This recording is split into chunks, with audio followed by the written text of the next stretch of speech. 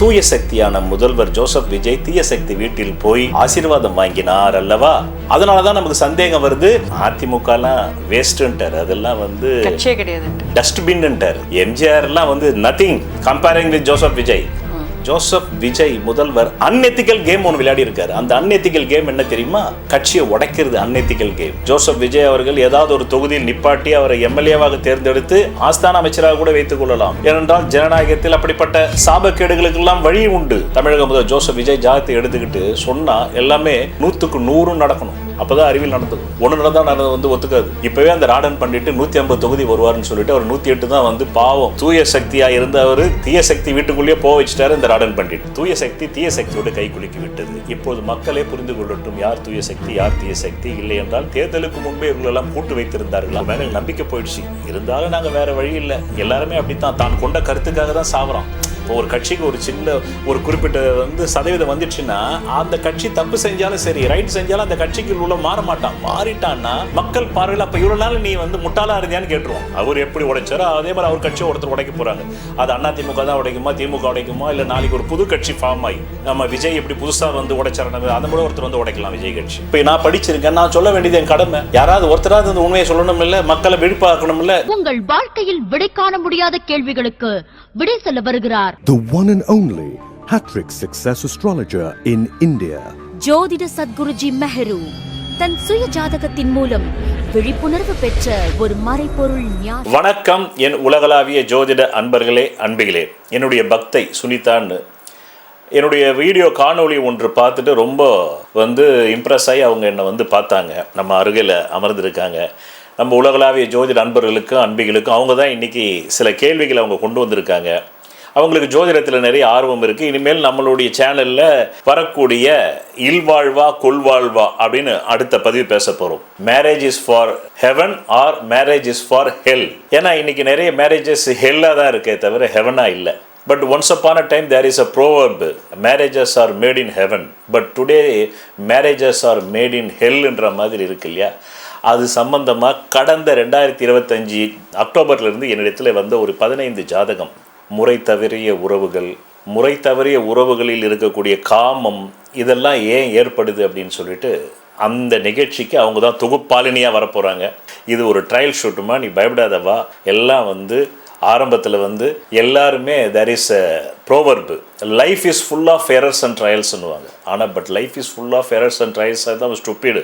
Life is full of errors and trials தான் நீங்கள் சம்பாதிக்க முடியாது. ஆனால் அது ஒரு ப்ரோவர்பு. அதான் பகவான் ஓஷோ சொல்வார், there is a garbage place in America, there only these type of proverbs will be writing and selling that books for millions and millions. Once I was walked in the street of American street with my friend. I saw a book title in a book shop was hanging in a clip. That book name is called You Must Relax. When must will come there, how can you relax? These type of books creating in this whole earth, the place is called America is a garbage book sellers.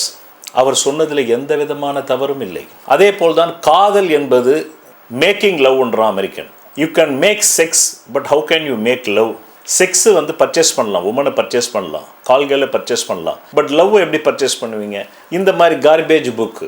சமீபத்தில் கூட தினத்தந்தி டிவியில் நம் தமிழர் ஒருத்தர் வந்து கிட்டத்தட்ட எத்தனையோ 1000 கோடின்னு சொன்னாங்க. இன்னும் வாயில் நுழையில. நம்ம அந்த அத்தனை 1000 கோடி நம்ம சம்பாதிக்காதனால நமக்கு வாயில் நுழையில. எல்லாமே அந்த சம்பாதிக்கும் போது தான் அனுபவம் வரும். அதுக்கு முன்னாடி நம்ம வந்து அனுபவம் இல்லாத பேச்சை நான் பேச மாட்டேன். இதுவரையில் நான் பேசுகிற 3000 வீடியோவும் என்னுடைய அனுபவங்கள் தான். அதான் பகவான் ஓஷோ சொல்வார், நான் எந்த ஒரு நூலுக்கு விளக்கவுரை கொடுக்க வந்தாலும் அதில் என் அனுபவத்தை தான் நான் நிரப்புவேன். பகவத்கீதைக்கு நான் விளக்கவுரம் கொடுத்தனா அதில் பகவத்கீதையில் கிருஷ்ணர் இருக்க மாட்டார். கிருஷ்ணர் ஸ்லோகத்துக்கு என் அனுபவம் இருக்கும். அதே மாதிரி இந்த ஜோதிடத்துக்கு நான் 4000 வீடியோ பேசியிருக்கேன் ஷார்ட்ஸோடு சேர்த்து. இந்த 4000 வீடியோவில் என்னுடைய அனுபவ ஜோதிடம் தான் அதில் இருக்குமே தவிர மற்றது இருக்காது. அந்த வகையில் a garbage place is called America. இப்போ உங்களுக்கு நான் நம்மளுடைய பக்தை சுனிதா அவர்களை அறிமுகப்படுத்துகிறேன். நன்றி, வணக்கம். வணக்கம். நம்ம ஸ்டுடியோவுக்கு வந்தது சொல்லுங்க. நீங்கள் எப்படி இம்ப்ரெஸ் ஆகி என்கிட்ட வந்தீங்கன்றது முதல்ல நம்ம நேயர்கள்கிட்ட பகிர்ந்துக்குங்க. அப்புறம் உங்கள் கேள்வியை கேளுங்க. ஆக்சுவலாக வந்து நான் வந்து எப்படி சொல்கிறது, வாழ்வா சவா மனநிலைமையில் இருந்தப்போ என்னடா பண்ணுறது என்ன யோசிச்சுட்டு இருக்கும்போது உங்களுடைய வீடியோ வந்தது. உங்களோட வீடியோ வந்து எனக்கு ஆர்வமாக இருந்தது. உங்களை எப்படியாவது பார்த்தணும்னு சொல்லிட்டு அன்றைக்கி காலையில் பார்க்குற ஈவினிங் அப்பாயின்மெண்ட் கிடைக்குது எனக்கு. அன்னையிலேருந்து இனி வரைக்கும் ரிலாக்ஸ்டாக இருக்கிறேன் நான் உங்களை பார்த்துட்டு போனதுலேருந்து. Thank you, very good. இப்போது உங்கள் கேள்வி கேளுங்க. தற்போது சமீபத்தில் பொறுப்பேற்றுள்ள முதல்வர் ஜோசப் விஜய் அவர்களுடைய ஜோதிடர் ஒருவருக்கு OST officer on special duty appoint செய்தார். மேலும் அந்த ஜோதிடர் பெயர் ராடன் பண்டிட் வெற்றிவேல். ஆனால் அவர் ஒரு ஜோதிடரை அந்த பதவியில் நியமிக்கக்கூடாது என்று எதிர்க்கட்சிகள் தெரிவித்ததால் ஒரே நாளில், அதாவது 13ஆம் தேதி பதவியை கொடுத்து 14ஆம் தேதி பதவியை நீக்கிவிட்டார். இந்த சர்ச்சை ஓய்வதற்குள் அந்த ராடன் பண்டிட் வெற்றிவேல் ஜோதிடர் பிரபல தொலைக்காட்சியில் அமர்ந்து தமிழக முதலமைச்சர் ஜோசப் விஜய் அடுத்த 60 வருடங்களுக்கு அசைக்க முடியாத முதலமைச்சராக தொடர்வார். மேலும் அவர் இந்தியாவின் பிரதமர் ஆவார். மேலும் அவர் எதிர்காலத்தில் வல்லரசு நாடுகளான அமெரிக்காவே முதல்வர் ஜோசப் விஜய் அவர்களிடம் ஆலோசனை கேட்டு நடப்பார்கள். அவர் ஒரு தேவதூதரை போல் அவரை சித்தரிக்கிறார். இவை அனைத்தும் அவர் ஜாதகத்தில் இருக்கிறது என்று வேறு அவர் சொல்கிறார். ஒருவர் ஜாதகத்தில் இப்படியெல்லாம் சொல்ல முடியுமா? தயவு கூர்ந்து விளக்கம் அளிக்கவும். கண்டிப்பாக. நீங்கள் கேட்ட கேள்வி இன்றைக்கு வலைதளங்களில் சுற்றி கொண்டிருப்பது. நான் கூட அந்த காணொளியை பார்த்தேன். என்னை தொடர்ந்து என்னுடைய சேனலில் பின்தொடரும் என்னுடைய ஜோதிட நண்பர்களுக்கும் அன்பிகளுக்கும், நான் அன்பி என்பது பெண்பாலை. இப்போது ஜோசப் விஜய் அவர்கள் நண்பா நண்பீஸ் என்று சொல்கிறார்கள் அல்லவா, அதை போல் இது அன்பர் அன்பி. இது நானே உருவாக்கியது, எனக்கான ஒரு வசதி மொழி அது. தமிழக முதல்வர் ஜோசப் விஜய் அவர்கள் உருவாக்கி கொண்டது நண்பா நண்பீஸ். அப்படி நான் அன்பர்களே, ஜோதிட அன்பர்களே, ஜோதிட அன்பிகளே அப்படின்றது ஆண்பால் பெண்பால். நீங்கள் சொல்வதை பார்க்கும்போது எனக்கு ஹிட்லருடைய நினைவு ஞாபகம் வருகிறது. அடால்ஃப் ஹிட்லர் அவர் தன்னுடைய பிரச்சார பீரங்கியாக உலகிலேயே இதுவரையிலும் அதிகமான பொய் சொன்னவர் யார் என்றால் ஜோசப் கோயபல்ஸ். நம் தமிழ்நாட்டு முதல்வர் பெயரும் ஜோசப் விஜய். இந்த ஜோசப் என்ற பெயர் வந்தாலே வில்லங்கம் போல் தெரிகிறது. அந்த ஜோசப் கோயபல்ஸுடைய பணி என்னவென்றால், ஹிட்லரின் பிரச்சார அமைச்சராக இருந்த ஜோசப் கோயபல்ஸ் ஹிட்லரை ஒரு சாதாரண மனிதர் என்ற நிலையிலிருந்து ஜெர்மனியின் மீட்பர் மற்றும் கடவுளின் தூதர் அளவுக்கு உயர்த்தி பிரச்சாரம் செய்தார். அவரது பிரச்சாரத்தின் முக்கிய அம்சங்கள் தேசத்தின் மீட்பர், முதல் உலகப் போரின் தோல்வியால் அவமானப்பட்டு கடுமையான பொருளாதார மந்த நிலையில் தவித்த ஜெர்மன் மக்களுக்கு ஹிட்லர் மட்டுமே நாட்டை வல்லரசாக்கக்கூடிய ஒரே தலைவர் என்று சித்தரித்தார். பொய்களை உண்மையாக மாற்றுதல் கோயபல்ஸின் தத்துவமே. ஒரு பொய்யை திரும்ப திரும்ப சொன்னால் அதுவே உண்மை என மக்கள் நம்புவார்கள் என்பது. ஹிட்லரை பற்றிய பல பொய் பிம்பங்களை அவர் இந்த உத்தியை பயன்படுத்தி மக்களிடையே விதைத்தார். அதிநவீன தொழில்நுட்ப பயன்பாடு, வானொலி, இன்னைக்கு நீங்க சொல்ற தொலைக்காட்சி தான், அன்னைக்கு அது வானொலி, ரேடியோ, திரைப்படங்கள். அதே மாதிரி ஒரு திரைப்படம் ஒரு கதை உருவாகிறது என்றால் அரசாங்கத்திற்கு எதிரான அந்த கதை இருக்கக்கூடாது. அதற்கு தணிக்கை விதித்து அதற்கென்று ஒரு குழுவை அமைத்து அந்த குழு இப்போ நம்ம சென்சார்னு சொல்றோம்ல, அந்த குழுவில் ஹிட்லரை தவறாக சித்தரித்திருந்தால் அந்த படம் வெளிவராது. இப்படிதான் காட்சி ஊடகம், அச்சு ஊடகம் எல்லாமே கோயபல்ஸ் கட்டுப்பாட்டிற்குள் கொண்டு வரப்பட்டது. மற்றும் பிரம்மாண்டமான பொதுக்கூட்டங்கள் மூலம் ஹிட்லரின் குரலையும் கருத்துக்களையும் ஒவ்வொரு ஜெர்மன் குடிமகனின் வீட்டிற்கும் கொண்டு சேர்த்தார். குற்ற உணர்வை திசை திருப்புதல், ஜெர்மனியின் அனைத்து பொருளாதார மற்றும் சமூக பிரச்சனைகளுக்கும் யூதர்கள் மற்றும் கம்யூனிஸ்டுகள் தான் காரணம் என்று ஜோசப் விஜய் அவர்கள் தமிழ்நாட்டின் முதலமைச்சர் சொன்னார் அல்லவா. அதாவது கடந்த தேர்தலுக்கு 2 நாட்களுக்கு முன்பு ஒன்று டிவிகே, இன்னொன்று டிஎம்கே. டிவிகே ஆன நான் தூய சக்தி, என் மக்கள் தூய சக்தி, டிஎம்கேவான அந்த ஸ்டாலின் குடும்பம் தீய சக்தி என்றார். ஆனால் 4ஆம் தேதி ரிசல்ட் வந்தவுடன், தனக்கு பெரும்பான்மை இல்லை என்றவுடன், தமிழக முதல்வர் ஜோசப் விஜய் அவர்கள் தூய சக்தி 5-6ஆம் தேதிகளிலேயே அந்த தீய சக்தியான திமுகவிடமிருந்து 10 எம்எல்ஏக்கள் வந்தால்தான் இவர் முதலமைச்சர் நாற்காலியில் அமர முடியும் என்றவுடன் தூய சக்தியான முதல்வர் ஜோசப் விஜய் தீய சக்தி வீட்டில் போய் ஆசீர்வாதம் வாங்கினார் அல்லவா. அதனால்தான் பகவான் ஓஷோ சொல்வார், politicians are not allowed inside my ashramam. ஏனென்றால் அவர்களுக்கு எந்த கொள்கையும் இல்லை, எந்த கோட்பாடும் இல்லை. இதேதான் இப்போது நீங்கள் கேட்ட அந்த ஜோதிடர் ராடன் பண்டிட் என்பவரை அவர் ஓஎஸ்டி என்கின்ற office on special duty appointment செய்து, இப்படித்தான் கோயபல்ஸை போல இப்பொழுது அவர் 3 நாட்களாக அவரை ரஷ்யா, அவர் நிற்கவில்லை, பிரதமர் வேறு ஆவார். உங்கள் கேள்வியில் அது இருக்கிறது. அதாவது பிரதமர் ஆவாராம். முதல்வரே இன்னும் ஒழுங்கா செயல்படலை. அதிலேயே மக்கள்கிட்ட நன்மதிப்பை ஜோசப் விஜய் முதல்வர் பெறவில்லை. 10 நாள் கூட ஆகல. புள்ள பிறக்கிறது கூட 10 மாசம் ஆகும். 10 நாளுக்குள்ளேயே அவர் பிரதமரா. அதுக்கு அடுத்தது அவர் புதின், அதுக்கப்புறமா ட்ரம்ப். ஆமா, இவங்க 2 பேர் உயிரோட இருக்கணும். பண்ணணும். இவர் அந்த இடத்துக்கு முதல்ல பிரதமர் ஆகிறதுக்கு எத்தனை வருஷம் ஆகுது? 50 வருஷம் ஆகும். இப்போவே ஜோசப் விஜய் அவர்களுக்கு 50 வயசு. இன்னும் 100 வயசுல ஒரு பிரதமர் ஆகி அது வரலாம் புதிய சாகாமல் இருக்கணும், நம்ம ட்ரம்ப் சாகாமல் இருக்கணும். இதையெல்லாம் ஜோசப் விஜய் முதல்வர் அனுமதிக்கிறாரான்னு நமக்கு தெரியல. அனுமதிக்காம அவர் இப்படி பேச மாட்டாருல்ல. கண்டன குரல் வந்திருக்கணுமா இல்லையா? என்னை கேலி கூத்தாக்காத, மக்கள்கிட்ட நான் வந்து 10 நாள்லயே எனக்கு கெட்ட பேர் வாங்கி தராதுன்னு முதல்வர் தானே அது கண்டிச்சிருக்கணும், கண்டிக்கல. அதனாலதான் நமக்கு சந்தேகம் வருது. ஏற்கனவே அவங்க இன்ஸ்டா மூலமா போய் பிள்ளைகளை வந்து மயக்கி தான் ஓட்டு வாங்கினாங்கன்றது விசிகாவில் சேர்ந்தவர் ஒருத்தர் வழக்கம் தொடுத்திருக்காரு. ஒரு கான்ட்ரவர்சி போயிட்டு இருக்கும் போது இப்போ கோயபல்ஸ் அளவுக்கு புகழ்றாருன்னும் போது நமக்கு டவுட் வருது அப்படின்னு நீங்க கேட்குறீங்க உங்க சந்தேகத்தை. அதுக்கு நான் விளக்கம் சொல்றேன்.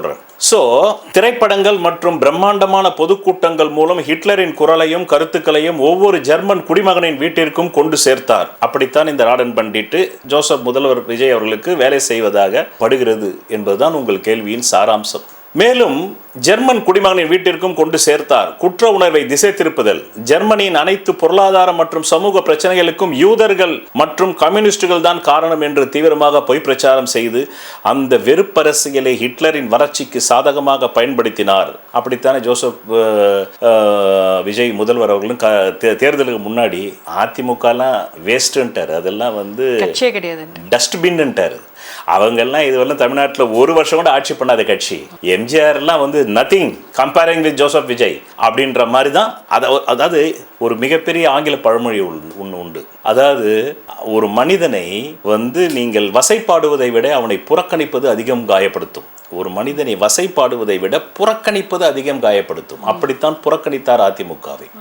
ஆனால் அப்பொழுது கூட நான் என்ன அப்சர்வேஷன் சொன்னேன் தெரியுமா? தேர்தலுக்கு முன்னாடி ஒன்று அதிமுகவுக்கு விஜய் அவர்கள் நேரடியாகவோ அல்லது மறைமுகமாகவோ ஆதரவு தருவார், திமுக 3ஆம் இடத்துக்கு போகும்னாரு. இப்போ அப்படி நடக்கல. அப்படி நடந்திருந்தா கூட அது எத்திக்கல் கேம். இப்போ ஜோசப் விஜய் முதல்வர் அன்எத்திக்கல் கேம் ஒன்று விளையாடி இருக்காரு. அந்த அன்எத்திக்கல் கேம் என்ன தெரியுமா? கட்சியை உடைக்கிறது அன்எத்திக்கல் கேம். தமிழ்நாட்டு வரலாற்றில் இதுவரையிலும் அப்படி ஒரு அன்எத்திக்கல் கேம் நடக்கல. மற்றபடி வந்து எடியூரப்பா கவர்மெண்ட்ல நடந்திருக்கு, இந்தியாவில் நடந்திருக்கு. தமிழ்நாட்டில் முதலாக சட்டசபையில் ஒரு அன்எத்திக்கல் கேமை ஸ்டார்ட் பண்ணியிருக்காரு Joseph Vijay. Every action there is an equal and opposite ரியாக்ஷன்ன்றது நியூட்டன்ஸ் லா. அதே தான் நாம் பல 1000 லட்சம் வருடங்களுக்கு முன்னாடி கர்மா என்னும். கர்மா என்பதற்கும் every action there is an equal and opposite reaction என்பதற்கும் ஒரே பொருள், ஒரே அர்த்தம். எப்படி செய்கிறாயோ அப்படி அனுபவிப்பாய்.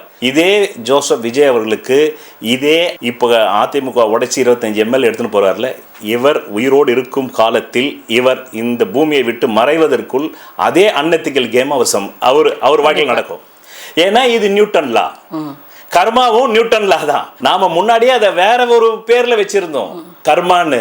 அவர் வந்து தேர்ட் ஆக்ஷனா கண்டுபிடிச்சார். Every action there is an equal and opposite reaction. பந்த செவுத்துல அடிச்சா திருப்பி தான் வரும். உன்னை காயப்படுத்தியவன் உன்னை காயப்படுத்துவதற்காக தக்க கால நேரத்தை எதிர்பார்த்து கொண்டே இருப்பார்கள். அது வரும்போது சீசருக்கு எப்படி யூடியூப் ப்ரூட்டஸ் மாதிரி டக்கு டக்கு டக்கு டக்குன்னு குத்திட்டு போயிட்டே இருப்பான். எங்கெங்க குத்தணுமோ அங்க. அது அவர் ஆரம்பிச்சிட்டாரு. ஆட்டத்தை அவர் ஆரம்பிச்சிட்டாரு. முடிக்கிறது அவருடைய எதிரிகள் விரோதிகள் தான் முடிப்பாங்க. அவருடைய விரோதிகள் யார்? இன்னைக்கு எடப்பாடி பழனிசாமி. காத்துக்கிட்டே இருப்பாங்க, எப்ப முடிக்கணுமோ அது முடிப்பாங்க. ஏன்னா அவங்க இவரை விட ட்ரெயின்டு பாலிட்டிஷியன். இவர் இப்பதான் உள்ள வந்து கத்துக்க வந்த politician. they are for 50 years they are politician. அப்போ உன்னை விட அதிகமான அன்எத்திக்கல் கேம் அவங்க ஆடுவாங்க. அதுதான் உங்க கேள்வியின் சாராம்சம். இப்ப பாருங்க, பொய் பிரச்சாரம் செய்து அந்த வெறுப்பரசியலை ஹிட்லரின் வளர்ச்சிக்கு சாதகமாக பயன்படுத்தினார். அசைக்க முடியாத தலைவர் ஹிட்லர் என்று பொய் பிரச்சாரம் செய்தார். எடுக்கும் அனைத்து முடிவுகளும் நாட்டு நலனுக்காகவே இருக்கின்றன என்றும் அவர் ஒருபோதும் தவறு செய்யாதவர், ஆங்கிலத்தில் இன்ஃபாலிபிள் என்றும் நம்ப வைத்தார். மேலும் ஹிட்லர் சர்வாதிகாரியானது எப்படி? இந்த ராடன் பண்டிட் ஜோதிடர் அவர்களுக்கு நம் தமிழக முதல்வர் ஜோசப் விஜய் அளித்த பதவியின் பெயர் OSD. அதோடைய ஃபுல் ஃபார்ம் வந்து ஆஃபீஸ் ஆன் ஸ்பெஷல் டியூட்டி. ஆனால் உலகிலேயே அதிகம் பொய் சொன்ன கோயபல்ஸுக்கு அமைச்சரவையிலேயே பதவி கொடுத்தார் ஹிட்லர். அந்த பதவியின் பெயர் Reich minister of public. Reich minister of public. ரீச்னா ரிச் கிடையாது, REICH. Reich minister of public enlightenment and propaganda. அதனால தான் குரு பயிற்சிக்கு இது பேசுறது கரெக்டாக இருக்கும் தலைப்பா. அதாவது முன்னுரையா. என்லைட்மெண்ட்ன்றது என்ன? அறிவொளி. குரு தானே அறிவு காரகன். அதனால தான் அவர்ல ஒரு அறிவுடையார் எல்லாம் உடையார்ன்ட்டார். எல்லாம் முடிஞ்சு போச்சு. இந்த 2 குரல் போதும். இதுக்கப்புறம் புத்தகமே இனிமேல் வர வேண்டாம். இனிமேல் வந்து மேற்கத்திய புத்தகங்களும் பயனற்றது, கிழக்கத்திய புத்தகங்களும் பயனற்றது, மேற்கத்திய தத்துவமும் பயனற்றது, கிழக்கத்திய எல்லாம் பண்ணிட்டாரு குர்ஜீஃப். அவர் கூட வந்து ஆல் அண்ட் எவ்ரி திங்னு ஒரு புக் எழுதினார் குர்ஜீஃப். அதெல்லாம் வேஸ்ட்டு. ஒருவேளை குர்ஜீஃபுக்கு 2000 வருஷத்துக்கு முன்னாடியே வந்துட்டாரு. மேற்குலக சில சிந்தனையாளர், ஞானத்தை வந்து ஒரு ஞானி அவர் குர்ஜீஃப்ன்றவர். அந்த குர்ஜீஃப் என்ன ஆல் அண்ட் எவ்ரி திங்னு எழுதினார்ல, அந்த ஆல் அண்ட் எவ்ரி திங் 2 வரையில சொல்லிட்டு போயிட்டான். நம்மால் அறிவுடையார் எல்லாம் உடையார். இப்போ ஜோசப் விஜய் அவர்களும் எனக்கு அறிவு இருக்குது, நான் வந்து ஏடிஎம்கேவை இக்னோர் பண்ணிட்டு ஏடிஎம்கேக்குள்ள இருந்து உடச்சி 25 எம்எல்ஏ எடுக்க முடியும் அப்படின்றது காமிச்சிட்டார். இப்போ காமிச்சது மட்டும் இல்லாம அவருடைய பிரச்சார பீரங்கி, அதுவும் ஏன் ஜோதிடரை தேர்ந்தெடுத்தார் அப்படின்னு நீங்க கேட்குறீங்க. ஏனென்றால் இன்றைக்கு உலகிலேயே 78% பேர் ஜோதிடத்தை நம்புகிறார்கள். தெரிந்தோ தெரியாமலோ, கான்சியஸாவோ அன்கான்சியஸாவோ என்று ஒரு புள்ளி விவரம் சொல்கிறது. அப்படி என்றால் தமிழ்நாட்டிலும் அதே 78% வைத்துக் கொள்ளுங்கள். இப்போது அந்த ராடன் பண்டிட் என்ற ஜோதிடர் வாயிலாக இப்படி வந்து ஒரு பதவியை கொடுத்து இவர் வந்து கொடுக்காமலேயே அவர் இவ்வளவு அண்ட புழுகு ஆகாத புழுகை புழுகுகிறார் தொலைக்காட்சியில் என்றால், கொடுத்திருந்தால் இன்னும் என்ன புடிவிருப்பார். நல்ல வேலையாக சகோதரி பிரேமலதா விஜயகாந்த் புண்ணியம் கட்டி கொண்டு தமிழ்நாட்டை இப்போது காப்பாற்றிய தேவதை தான் பிரேமலதா விஜயகாந்த். இப்படியே 5 ஆண்டுகள் ஏதாவது பிரேமலதா விஜயகாந்துகளோ மற்றவர்களோ காப்பாற்றிக் கொண்டே இருக்க வேண்டும் போல் இருக்கிறது. முதல்வரின் முதல் 10 நாள் நடவடிக்கை. 11ஆம் தேதி பதவி தராங்க, அடுத்தது வந்து 14ஆம் தேதி வந்து இப்படி நடக்குது. இப்போ இந்த பதிவின் வந்து நோக்கமாக நான் வந்து 3 விஷயங்களை கூற இருக்கிறேன். அந்த 3 விஷயங்கள் என்ன? முதலில் ஜோதிடம் உண்மையா பொய்யா? எல்லா ஜோதிடர்களும் கூட இந்த காணொலியை பார்க்கலாம். இவரே ஒரு ஜோசியர். ஆமா, இவர் வந்து ஒரு ஜோசியருக்கு வந்து பதவி வந்து பறிக்கிறத ஆதரிக்கலாமா அப்படின்னு நினைப்பாங்க. இவரும் வந்து ஆதரவு தானே கொடுக்கணும். ஏன்னா நிறைய சில பெண் ஜோதிடர்லாம் அவருக்கு ஆதரவு கொடுத்துட்டு இருக்காங்க. நான் மீண்டும் என்னுடைய 3000 காணொலியிலும் சொல்லியிருக்கிறேன், நான் ஜோதிடன் இல்லை, நான் ஜோதிடன் இல்லை, நான் ஜோதிடன் இல்லை. அந்த கலையின் ஊடாக என் ஜாதகத்தை போய் அவை நடக்கின்றனவா நடக்கவில்லையா என்று அறிந்த ஒரு ஆய்வறிக்கையாளன். அதனால்தான் என் பேருக்கு கீழே நான் ஜோதிட Sadguruji Meru enlighten mystic through his own பர்தாரா ஸ்கோப்ன்ற. ஒரு மனிதன் தன் ஜாதகத்தை ஒரு குருகுலத்தில் வேலை செய்கிறதா வேலை செய்யவில்லையா என்பது தனி மனிதன் தான் ஆய்வு செய்து தெரிந்து கொள்ள முடியுமே தவிர ஒரு ஜோதிடன் ஒரு மேலோட்டமான சில பொது பலன்களை உங்களுக்கு சொல்லலாம். ஒரு 50 ஆண்டுகளுக்கு முன்பு ஜோதிடம் வந்து 5 விஷயங்களுக்காக பார்க்கப்பட்டது. ஒரு குழந்தை பிறந்தவுடன் நட்சத்திரம் என்ன, அவ்வளவுதான். சின்ன பேப்பர்ல எழுதி கொடுப்பாங்க நட்சத்திரம். நட்சத்திர ரீதியா என்ன பேர் வைக்கலாம். 2வது அவனை ஸ்கூல்ல சேர்க்கும் போது நல்ல நாள் பார்ப்பாங்க. 3வது அவனுக்கு +2 போனதுக்கு அப்புறமா அவனுக்கு என்ன படிப்புக்கு வரும் அப்படின்னு பார்க்க போவாங்க. 4வது அவனுக்கு திருமண பொருத்தம் 10 பொருத்தம். கல்யாணமாய் குழந்தை லேட் ஆச்சுன்னா அதோட பார்ப்பாங்க. அதுக்கப்புறமா வீடு காரு சொத்துக்கள் வாங்கும்போது நல்ல நாள். இவ்வளவுதான் பயன்படுத்தப்பட்டது. இப்போ ஜோசப் விஜய் முதல்வர் பிரதமராவதற்கும் பார்க்குறாங்க, தேர்தலுக்கும் பார்க்குறாங்க. முதல்ல பார்த்த அந்த 10 விஷயமே பொய் என்பதை Shawn SHAWN Shawn CARLSON Shawn Carlson அப்படின்னு இந்த காணொலியை பார்க்குறவங்கலாம் போய் தட்டுங்க கூகுளில். விக்கிபீடியா ஓப்பன் ஆகும். 1985 அமெரிக்காவில் பிரபலமான பத்திரிகை அது நேச்சர் பத்திரிகை. அதெல்லாம் ஒரு கட்டுரை அவ்வளோ சீக்கிரமாக வராது. அப்படிப்பட்ட பத்திரிகைகள்லாம் இன்னும் இங்கே இந்தியாவில் இல்லவே இல்லை. கிடையாது, எக்ஸ்பிரஷன் கிடையாது, எதுவுமே கிடையாது. நேச்சர் பத்திரிகையில் ஒரு விஷயம் வந்தால் உண்மை அப்படின்றது அளவுக்கு கிரெடிபிலிட்டி வாங்கின பத்திரிகை சார்பாக 28 ஜோதிடர்கள், எத்தனை பேர்? 28 ஜோதிடர்களை வைத்துக்கொண்டு இந்த ஷான் கார்ல்சன் என்ற ஒரு இயற்பியலாளர். அவர் யாரு? இயற்பியலாளர். Is a physicist. என்ன, இஸ் எ பிசிஸ்ட். கொஞ்சம் ஜூம் பண்ண முடிஞ்சா ஜூம் பண்ணுங்க சார், போய் நேயர்களும் பார்க்கலாம். கொஞ்சம் ஜூம் பண்ண முடிஞ்சா ஜூம் பண்ணுங்க, ஒரு ஃபோட்டோவை ஜூம் பண்ணுங்க. Right. Sean Carlson, born 1960, is an American physicist, science writer and STEM educator. இது வந்து Wikipedia. Carlson graduated from UC Berkeley with Bachelor of Science degrees in both applied mathematics and physics in 1981. He graduated from UCLA with a master's degree in physics in 1983 and with a PhD in nuclear physics in 1989. As a postdoc, Carlson ran the Leicester Observatory for the Center for Particle Astrophysics. Particle astro, நம்மளுடைய ஜோதிடம் வருது, astro இயற்பியல். ஆமாம், for the Center for Particle Astrophysics at the Lawrence Berkeley National Laboratory and was chief observer for the Berkeley Automated. அதனால தான் நான் சொன்ன 2026 தேர்தலை இனி நான் ஜோதிட ரீதியாக சொல்ல போறதில்லை, ஏன்னா அதில் எந்த காரணமும் இல்லை, என்னுடைய அப்சர்வேஷன் சொல்றேன். இனிமேல் நான் சொல்லக்கூடிய எல்லா தேர்தல் கணிப்புகளும் ஜோதிடம் கிடையாது, observation. Astrology test. While an undergraduate Carson carried out a double-blind test of astrologers' abilities to extract information about their clients from the apparent positions of celestialனா வானியல் உடல்கள், நவகோள்களை நாம் வானியல் உடல்கள் என்று ஆங்கிலம் அழைக்கிறது. Celestial objects as seen from the places and times of their clients' births. Carson experiment involved 28 astrologers, 28 ஜோதிடர்களை கொண்டு நடத்தப்பட்ட ஒரு எக்ஸ்பெரிமெண்ட், ஒரு பரிசோதனை. who were held in high esteem by their peers. they agreed to match over. அவர்கள் எல்லோருமே அந்த 28 அஸ்ட்ராலஜர்னு சாதாரண அஸ்ட்ராலஜர்ல, அதுவும் யுனைடெட் நேஷன்ஸ்ல இருந்து எடுத்த மிகவும் கிரெடிபிலிட்டி உள்ள படிப்பறிவு உள்ள ஜோதிடர்கள்.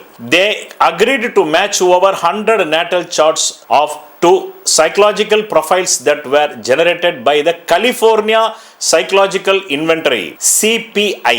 அதுதான் California Psychological Inventory, a standard and well accepted personality test which the astrologers themselves identified as the scientific instrument that was best aligned with the type of information they believed they could divine from their art. அவங்க அத்தனை பேருமே சபதம் போட்டு வந்தாங்க, எங்களால நீங்க கொடுக்குற ஜாதகத்தை சரியா இவர் என்ன தொழில் பண்றாரு, இவர் சரியா வந்து இந்த மாதிரி இவருடைய வந்து வாழ்க்கை கேரக்டர் இருக்கும், குணம் இருக்கும்னு எங்களால சொல்ல முடியும் அப்படின்னு பந்தயம் கட்டி வந்தவங்க. ஆமா, believed they could divine from their art. ஆமா, அவர்கள் நம்பினார்கள். The astrologers agreed that the experimental protocol provided a fair test. மிகவும் வெளிப்படைத்தன்மையான ஒரு experiment of astrology prior to taking a part in it. The participating astrologers were nominated by the national. அந்த ஜோதிடர்கள்லாம் சாதாரண வந்து ஒரு code சூட்டு போட்டுட்டு வந்துட்டு ஓஎஸ்டி பதவிக்கு அந்த ராடன் பண்டிட் மாதிரி இல்லை. நான் அவரை தவறாக சொல்வதாக நினைக்கக்கூடாது. அவர் எப்பொழுது அண்ட புழுகு ஆகாச புழுகு புழுகினாரோ அப்பொழுது அந்த தன்மையை விமர்சிப்பது தான் ஒரு நியாயமான ஜோதிடம் என்றால் என்னவென்று தெரிந்த என்னை போன்ற மறைப்பொருள் ஞானியின் பொறுப்பு, சமூக பொறுப்பு, கடமை. அதனால் சொல்கிறேன், எனக்கு அவர் மீது தனிப்பட்ட விருப்பமில்லை. நாளையே அவரை வந்து ஜோசப் விஜய் அவர்கள் ஏதாவது ஒரு தொகுதியில் நிப்பாட்டி அவரை எம்எல்ஏவாக தேர்ந்தெடுத்து ஆஸ்தான அமைச்சராக கூட வைத்துக் கொள்ளலாம். ஏனென்றால் ஜனநாயகத்தில் அப்படிப்பட்ட சாபக்கேடுகளுக்கெல்லாம் வழி உண்டு. The participating astrologers were nominated by a national council. அந்த ஜோதிடர்கள் எங்க இருந்து நாமினேட் பண்றாங்கன்னா National Council of Geocosmic Research. Geocosmic, ஆமா. So NCGR, National Council for Geocosmic Research, NCGR, which acted as the astrological advisors to ensure that the test was fair. இந்த test வந்து ஃபேரா இருக்கணும்னு அவ்வளோ வந்து படிச்ச அஸ்ட்ராலஜர்ஸை கூட்டு வராங்க. அந்த அஸ்ட்ராலஜர்ஸ் எல்லாமே National Council for Geocosmic Researchல இருந்து கொண்டு வந்தவங்க, which acted as the astrological advisors to ensure that the test was fair. The astrologers came from Europe and the United States. The astrologers also identified the central proportion of natal astrology to be tested. The result were published in Nature, அந்த இதழ் nature என்ற அந்த மேகசின்ல on December 5th. போய் எல்லாரும் சரி பார்த்துக்கலாம் கூகுள்ல. December 5th, 1985. The study found that astrologers were unable. The study found that astrologers were unable. Unable-னா என்ன? முடியவில்லை. The study found that astrologers were unable to match natal charts to their corresponding personality. குறிப்பிட்ட மனிதருடைய ஆளுமை திறனுக்கு ஏற்ப இந்த ஜாதகம் தான் இருக்கும் என்று சொல்ல முடியவில்லை. அப்படின்னா இந்த ராடன் பண்டிட் எப்படி அவர் பிரதமர் ஆவார்னு சொல்றதுக்கு நீங்க கேட்ட கேள்வியில இருக்கு ஜோசியத்தில் இடம். ஒரு தனி மனித பண்பையே சொல்ல முடியல அப்படின்னு ஒரு பிசிஸ்ட், ஒரு சயின்டிஸ்ட் ப்ரூவ் பண்ணியிருக்காரு 1985. இதெல்லாம் இந்த ராடன் பண்டிட் படிக்க வேண்டாமா? காசு சம்பாதிக்கணும்னா தாராளமாக சம்பாதிச்சிக்கிங்க, இந்த உலகம் வந்து ஓப்பன். அதான் பகவான் ஓஷோ கூட சொல்வார். 1930 இருந்து 1980 வரலும் அமெரிக்காவில் one of the very famous and fabulous Christian missionary name Stanley Jones. அவர் பேர் என்ன? Stanley Jones. He was one of the very famous missionary. Once he met me in America and he said, what Osho, what the explanation you are given to Jesus Christ. A true Christian in America also is not worth to give like your explanation by Jesus Christ. I amazed what you said, Jesus Christ explanation.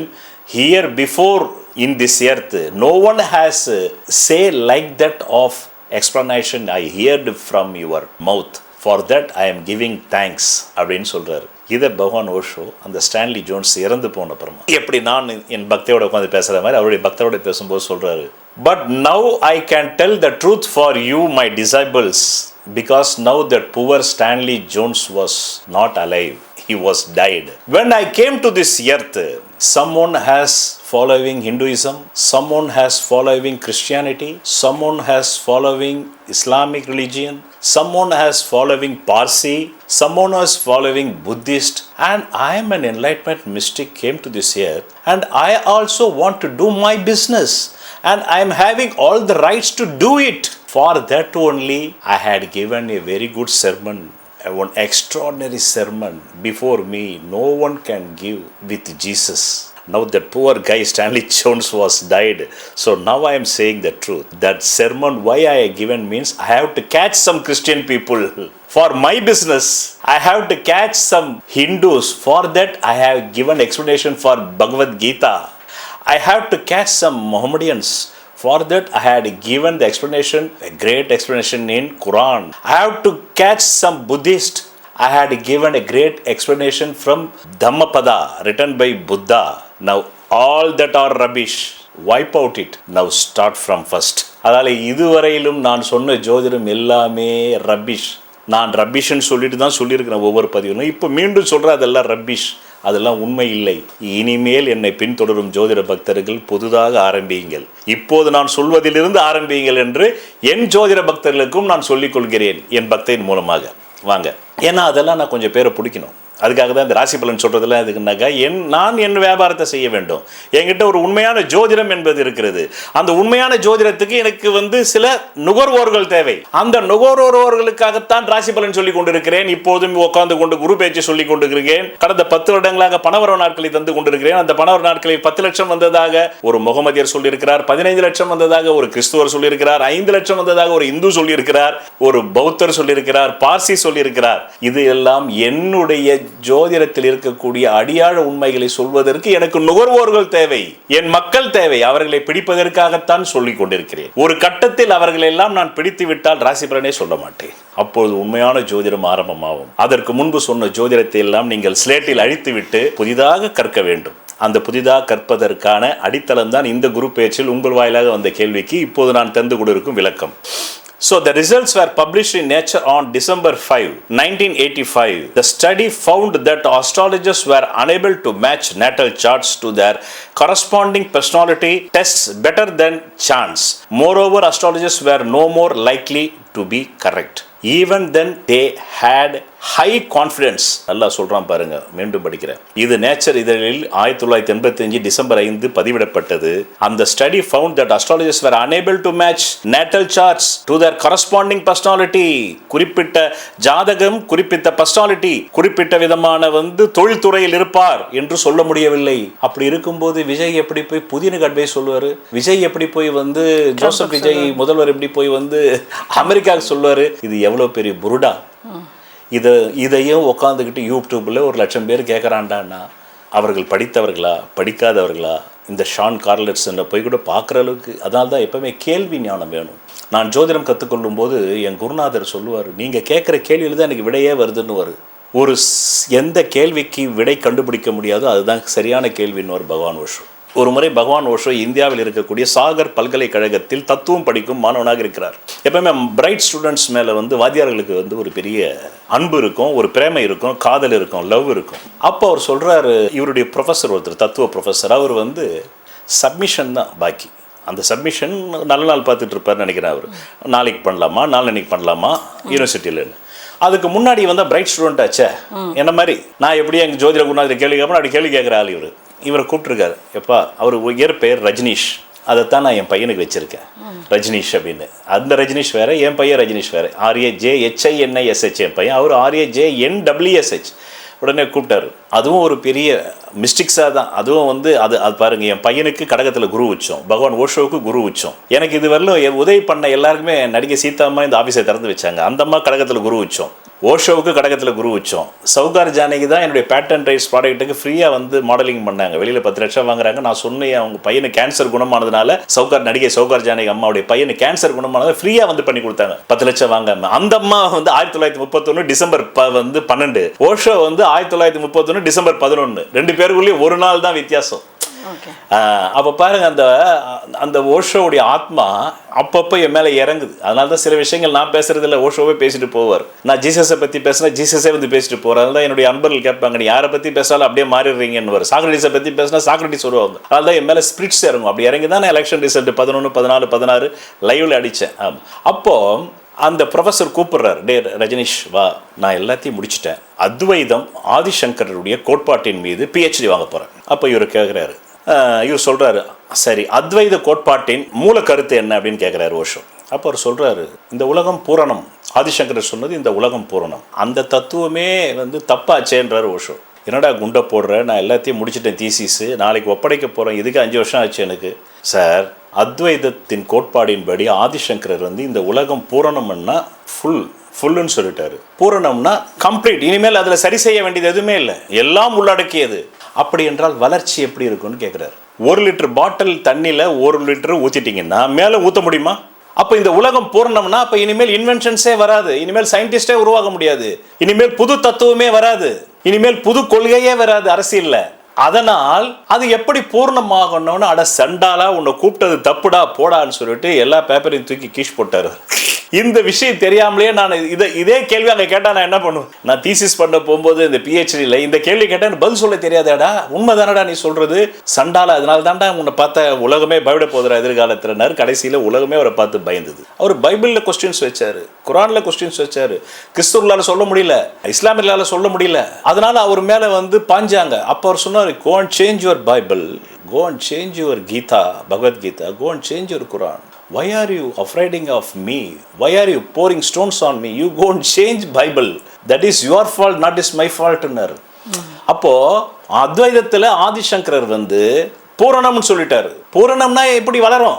Einstein தத்துவப்படி bubbles, அவர் வந்து பாத் டப்பில் விளையாடும் போது வந்து கண்டுபிடிச்சாரு இந்த உலகம் விரிவடைகிறதுன்னு. அப்போ உலகம் விரிவடைஞ்சு balloon மாதிரி ஒரு நாள் வெடிச்சிரும்னாரு ஐன்ஸ்டைன். அதான் விரிவடைதல் தத்துவம். அப்போ பூரணம் ஆயிடுச்சுன்னா அது எப்படி விரிவடையும்?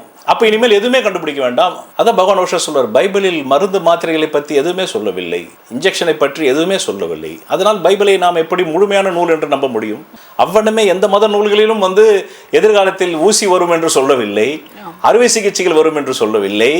இப்போ தலைமாற்று அறுவை சிகிச்சைகளும் போயிட்டாங்க. இதெல்லாம் பைபிளிலும் இல்லை, குரானிலும் இல்லை, பகவத்கீதையிலும் இல்லை. அதனால் இந்த ரிலிஜியன் எக்ஸ்பைரி டேஷன் சொன்னார். என்ன சொன்னார்? இந்த புக்கை காட்டுற பாருங்க, இந்த புத்தகத்தை இப்படி காட்டுகிறேன், இது பகவான் ஓஷோ எழுதியது. Religion expiry station, religion expiry station, religion expiry station, religion expiry station. இந்த புக்கு பேர் ரிலிஜியன்ஸ் எக்ஸ்பைரி டேஷன் டேட். அதாவது ரிலிஜியன் எக்ஸ்பைர் ஆகி போச்சுட்டார். ஏன்னா அது 2000 ஆண்டுகளுக்கு முன்பு தோற்றப்பட்டது, 5000 ஆண்டுகளுக்கு முன்பு தோற்றப்பட்டது. அனைத்து மதங்களும் எக்ஸ்பைரி டேஷன் ஆகி போச்சு. காரணம், இன்று உள்ள எந்த அப்டேஷனும் அதில் இல்லை. அதனால தான் அந்த வாத்தியார்கிட்ட ஓஷோ சொன்னார், நீங்கள் PhD செய்கிறீர்களே, அந்த இடத்துல இப்படி ஒரு கேள்வி கேட்டால் என்ன பண்ணுவீங்க? ஆதிசங்கரர் அத்வைத்தம் அப்படின்னா உலகம் பூரணமானது, பூரணத்திற்குள் எப்படி வளர்ச்சி இருக்கும்? அவ்வளோதான், சிம்பிள் கொஸ்டின். பூரணத்துக்குள்ளே வளர்ச்சி இருக்குமா? இருக்காது. ஒரு வீடு பூரணமாயிடுச்சுன்னா அதுக்கப்புறமா அந்த வீட்டுக்குள்ள வளர்ச்சி இருக்காது. வாழ்க்கையும் பூரணம் அடைந்து விட்டால் வளர்ச்சி இருக்காது. அதனால் முழு நிறைவு பெற்ற மனிதனால் வாழவே முடியாது. அதனால தான் வந்து ஜோதிடத்திலே ஒரே கிரகம் கெட்ட கிரகமாகவும் நல்ல கிரகம் வருகிறது. சரி, இப்போ இந்த ஷான் கார்லசனுக்கு நம்ம வருவோம் மீண்டும். ஸோ அவர் வந்து சொல்லிட்டாரு, அவருடைய அந்த முடிவின்படி அவர் நிரூபிச்சிட்டாரு. சொல்லிட்டாருலாம் கிடையாது, இது ஒரு மிகப்பெரிய பிரபலமான பத்திரிகை. இப்போ நம்ம ஊரில் எப்படி சொல்கிறோம், ஓரளவுக்கு ஆனால் கிடையாது, 100 மடங்கு உயர்ந்ததுன்னு வச்சுங்க நேச்சர் பத்திரிகை. அளவுகோல், அந்த கிரெடிபிலிட்டி சரியான படித்தவர்களை மட்டுமே எடுக்கிறது. ராடன் பண்டிட் மாதிரி எல்லாம் போய் அங்கே உட்காந்து நேச்சர் பத்திரிகைலாம் விளக்கம் கொடுக்க முடியாது. விஜய் என்ற ஒருத்தர் இருக்காருங்க எங்கள் தமிழ்நாட்டில், அவர் நாளைக்கு புதினுக்கே வந்து சொல்ல போறாருனாக்கா முதல்ல அவர்கள்லாம் வந்து உள்ளே சேர்க்கவே மாட்டாங்க. நான் தவறாக சொல்கிறேன்னு நினைக்கக்கூடாது. அவர் இந்த மாதிரி அவர் தவறாக பேசுறதுனால நம்ம அதை விமர்சிக்க வேண்டியது இருக்கு. அவர் நியாயமாக பேசியிருந்தா பிரச்சனையே கிடையாது. அட்லீஸ்ட் வந்து தமிழ்நாட்டுக்குள்ளேயாவது நிப்பாட்டிருக்கலாம். பிரதமருக்கு போனதே ரொம்ப தப்பு. பிரதமரை விட புதினுக்கு போனதெல்லாம் வந்து இதை கேட்குற மனிதர்கள் வந்து உண்மையிலே வந்து அறிவு உள்ளவர்களா இல்லையா என்பது எனக்கு இப்போ டவுட்டாக வருது. ஜோதிடமே பொய்ன்றான். அந்த ஜோதிடத்தை வச்சு நீ ஜோசப் விஜய் ஜெயிச்சாருன்னு சொல்றது எவ்வளவு பெரிய பொய். நான் அந்த விஷயத்துக்கு வரேன். நான் தான் இதை முதல்ல சொல்லிட்டேன். ஜோசியத்தை நான் 2011 ஜோசியத்தை வச்சு சொல்லலை, 2014 ஜோசியத்தை வச்சு சொல்லலை, 2016 சொல்லலை, 19 சொல்லலை. என் கிளைண்ட் கிட்ட சொல்றது கூட நான் ஜோசியத்தை வச்சு சொல்லலை. ஏன்னா அதில் அந்த காரணம் எதுவுமே இல்லை.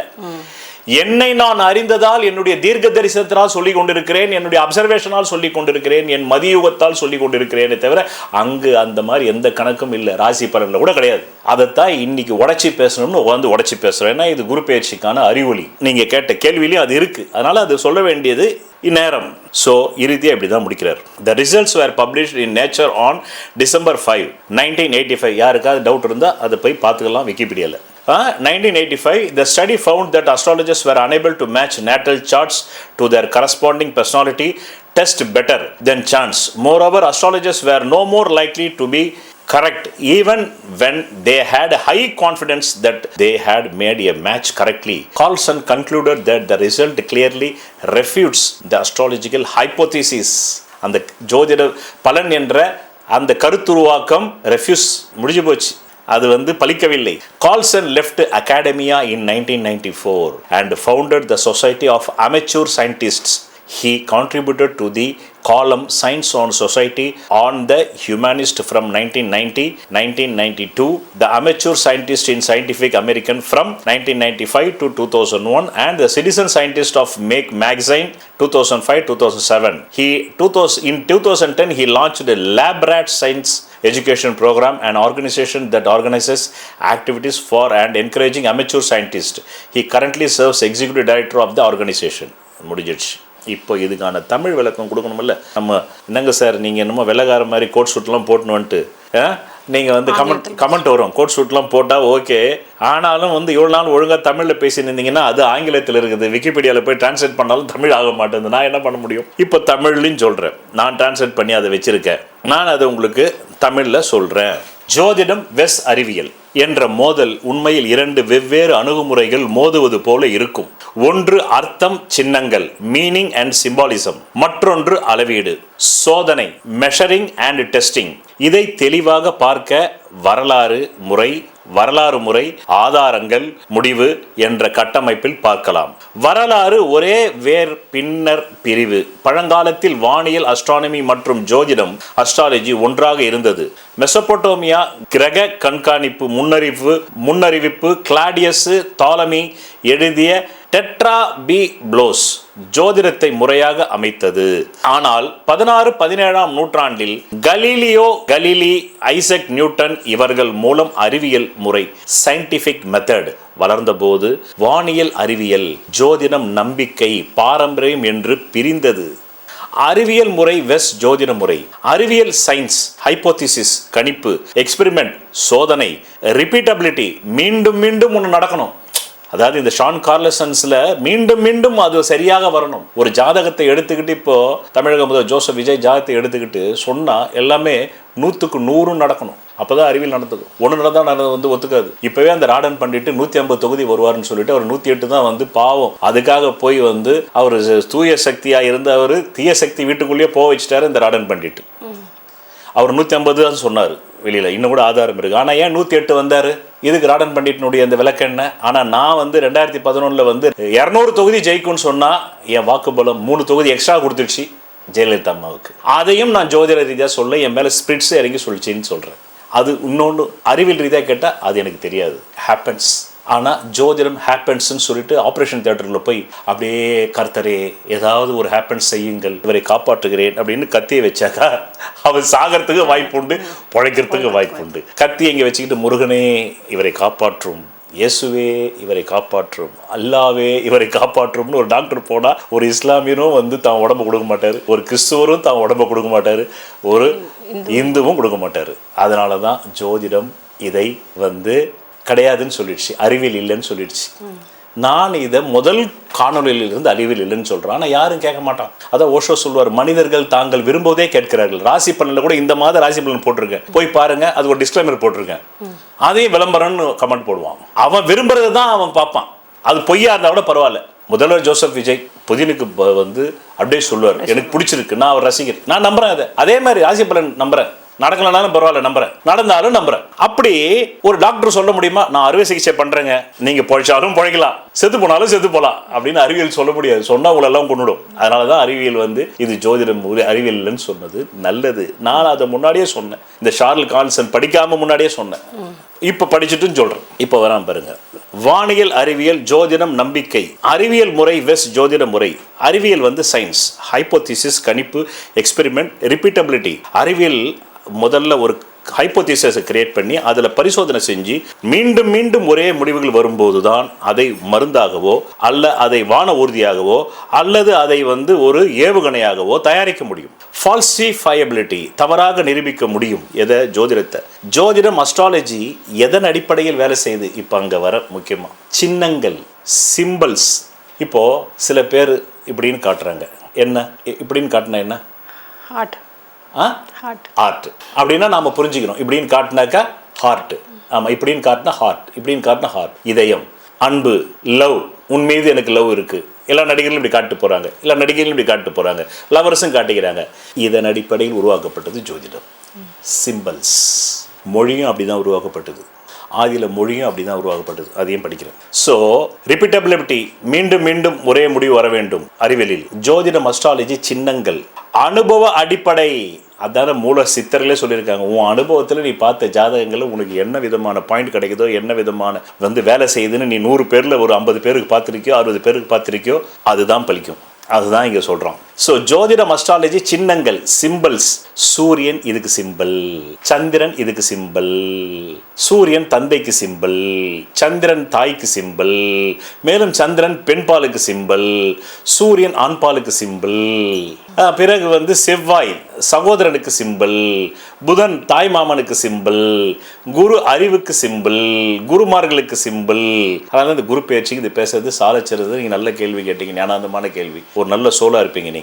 அடுத்தது சுக்கிரன் காதலுக்கு சிம்பிள், சனி உழைப்புக்கு சிம்பிள், ராகு பந்தாவுக்கு சிம்பிள். அந்த ராடன் பண்டிட் ஜாதத்தில் ராகு நல்லா இருக்குன்னு நினைக்கிறேன். அதுதான் அந்த பந்தா. ஆமாம், ஜோசப் விஜய் அவர்களுக்கும் ராகு நல்லா இருக்குது. அதனால தான் அவர் அப்படி சொல்கிறது அவரும் விரும்புகிறாருன்னு நினைக்கிறேன். அவர் விருப்பம் இல்லாமல் இவர் பேச முடியாது இல்லை. அங்கேருந்து ஆர்டர் வச்சுக்கப்பா, நீ வேணா கோமாளியாவு, என்ன கோமாளியாக்காதுன்னா சொல்லிருக்கணும்ல. முதல்வர் இல்லை, இப்போ அவர் முன்னாடி மாதிரி கிடையாது இல்லை. அவரும் சொல்லாமல் இருக்காருன்னா என்ன அர்த்தம்? அப்போ படித்தவங்க அத்தனை பேருமே படிக்காதவ மாதிரி ஆயிடணுமா? இவர் ஆட்சி காலத்தில் படிக்காத மாதிரி நடிக்கணுமா? இப்போ நான் படிச்சிருக்கேன், நான் சொல்ல வேண்டியது என் கடமை. யாராவது ஒருத்தராவது இந்த உண்மையை சொல்லணும் இல்லை, மக்களை விழிப்பாக்கணும் இல்லை. ஏற்கனவே இது திராவிட நாடுன்றாங்க, இதுதான் திராவிட நாடா? அவரும் திராவிட அரசியல தான் முன்னறிக்கிறாரு. அவரும் போய் தந்தை பெரியாருடைய இல்லத்துக்கு போயிட்டு தான் வந்திருக்காரு. அப்புறம் என்ன? அப்போ அவர் எப்படி அப்போ முரண்படுறாரு? அப்போ சொல்றோம் அனுபவ அடிப்படை, ட்ரெடிஷன்.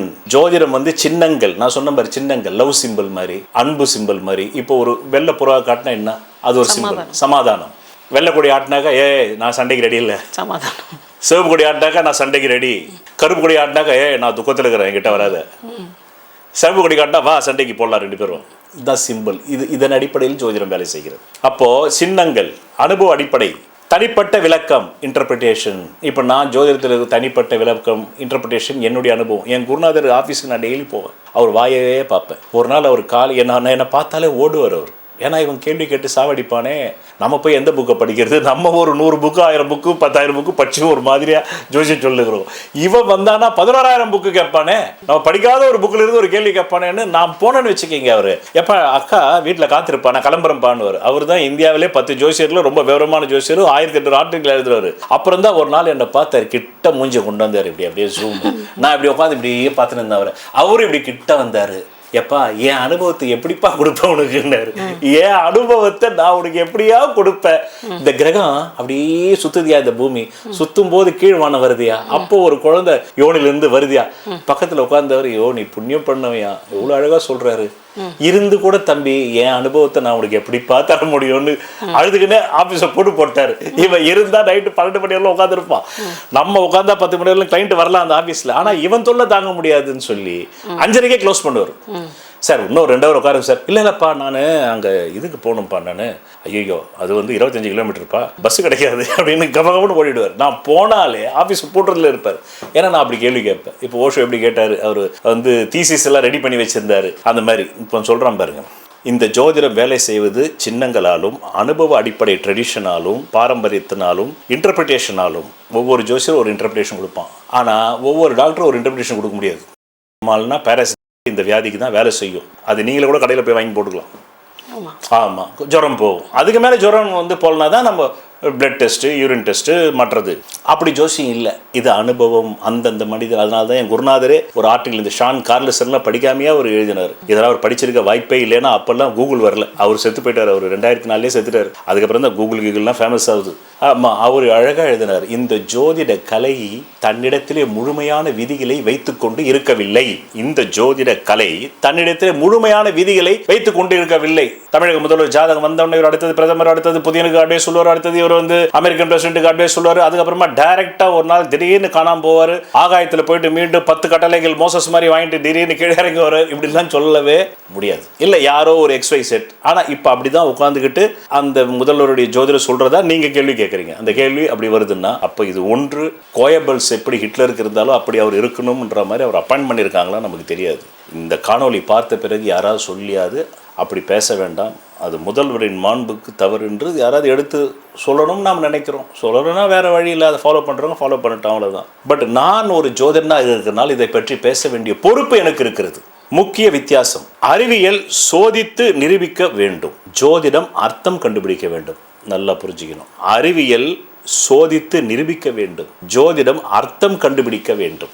முக்கிய அறிவியல் சோதனைகள் கார்ல்சன் எக்ஸ்பெரிமெண்ட். அதான் இப்போ நான் சொன்னேன். 1985 ஷான் கார்ல்சன் நேச்சர் ஜர்னல் வெளியீடு. அந்த பத்திரிகையில் ஜோதிடர்களுக்கு ஜாதகம் கொடுத்து சரியான நபரை பொருத்த சொல்லினார். முடிவு, ஜோதிடர்கள் ரேண்டம் சான்ஸ் விட மேல் செயல்படவில்லை. Personality studies, American psychological association தொடர்பான ஆய்வுகள் முடிவு, ராசி அடிப்படையில் மனிதர்களின் குணம் வேறுபடுகிறது. ராசின்னு சொல்றாங்கல்ல, இந்த மேஷ ராசிக்கு இந்த குணம் இருக்குல்ல, அதுவே வேறுபடுது. ராசி அடிப்படையில் மனிதர்களின் குணம் வேறுபடுகிறது என்ற ஆதாரம் இல்லை. மேஷ ராசினா அவனுக்கு ஒரு குணம் இருக்கும், ரிஷப ராசினா ஒரு குணம் இருக்குல்ல, அதெல்லாம் அந்த பரிசோதனையில் வந்து பார்த்து அப்படிலாம் எல்லாருக்கும் வரல, ரேண்டமாக பண்ணும்போது வரல. முடிவுகள் வந்து 100% எட்டவில்லை.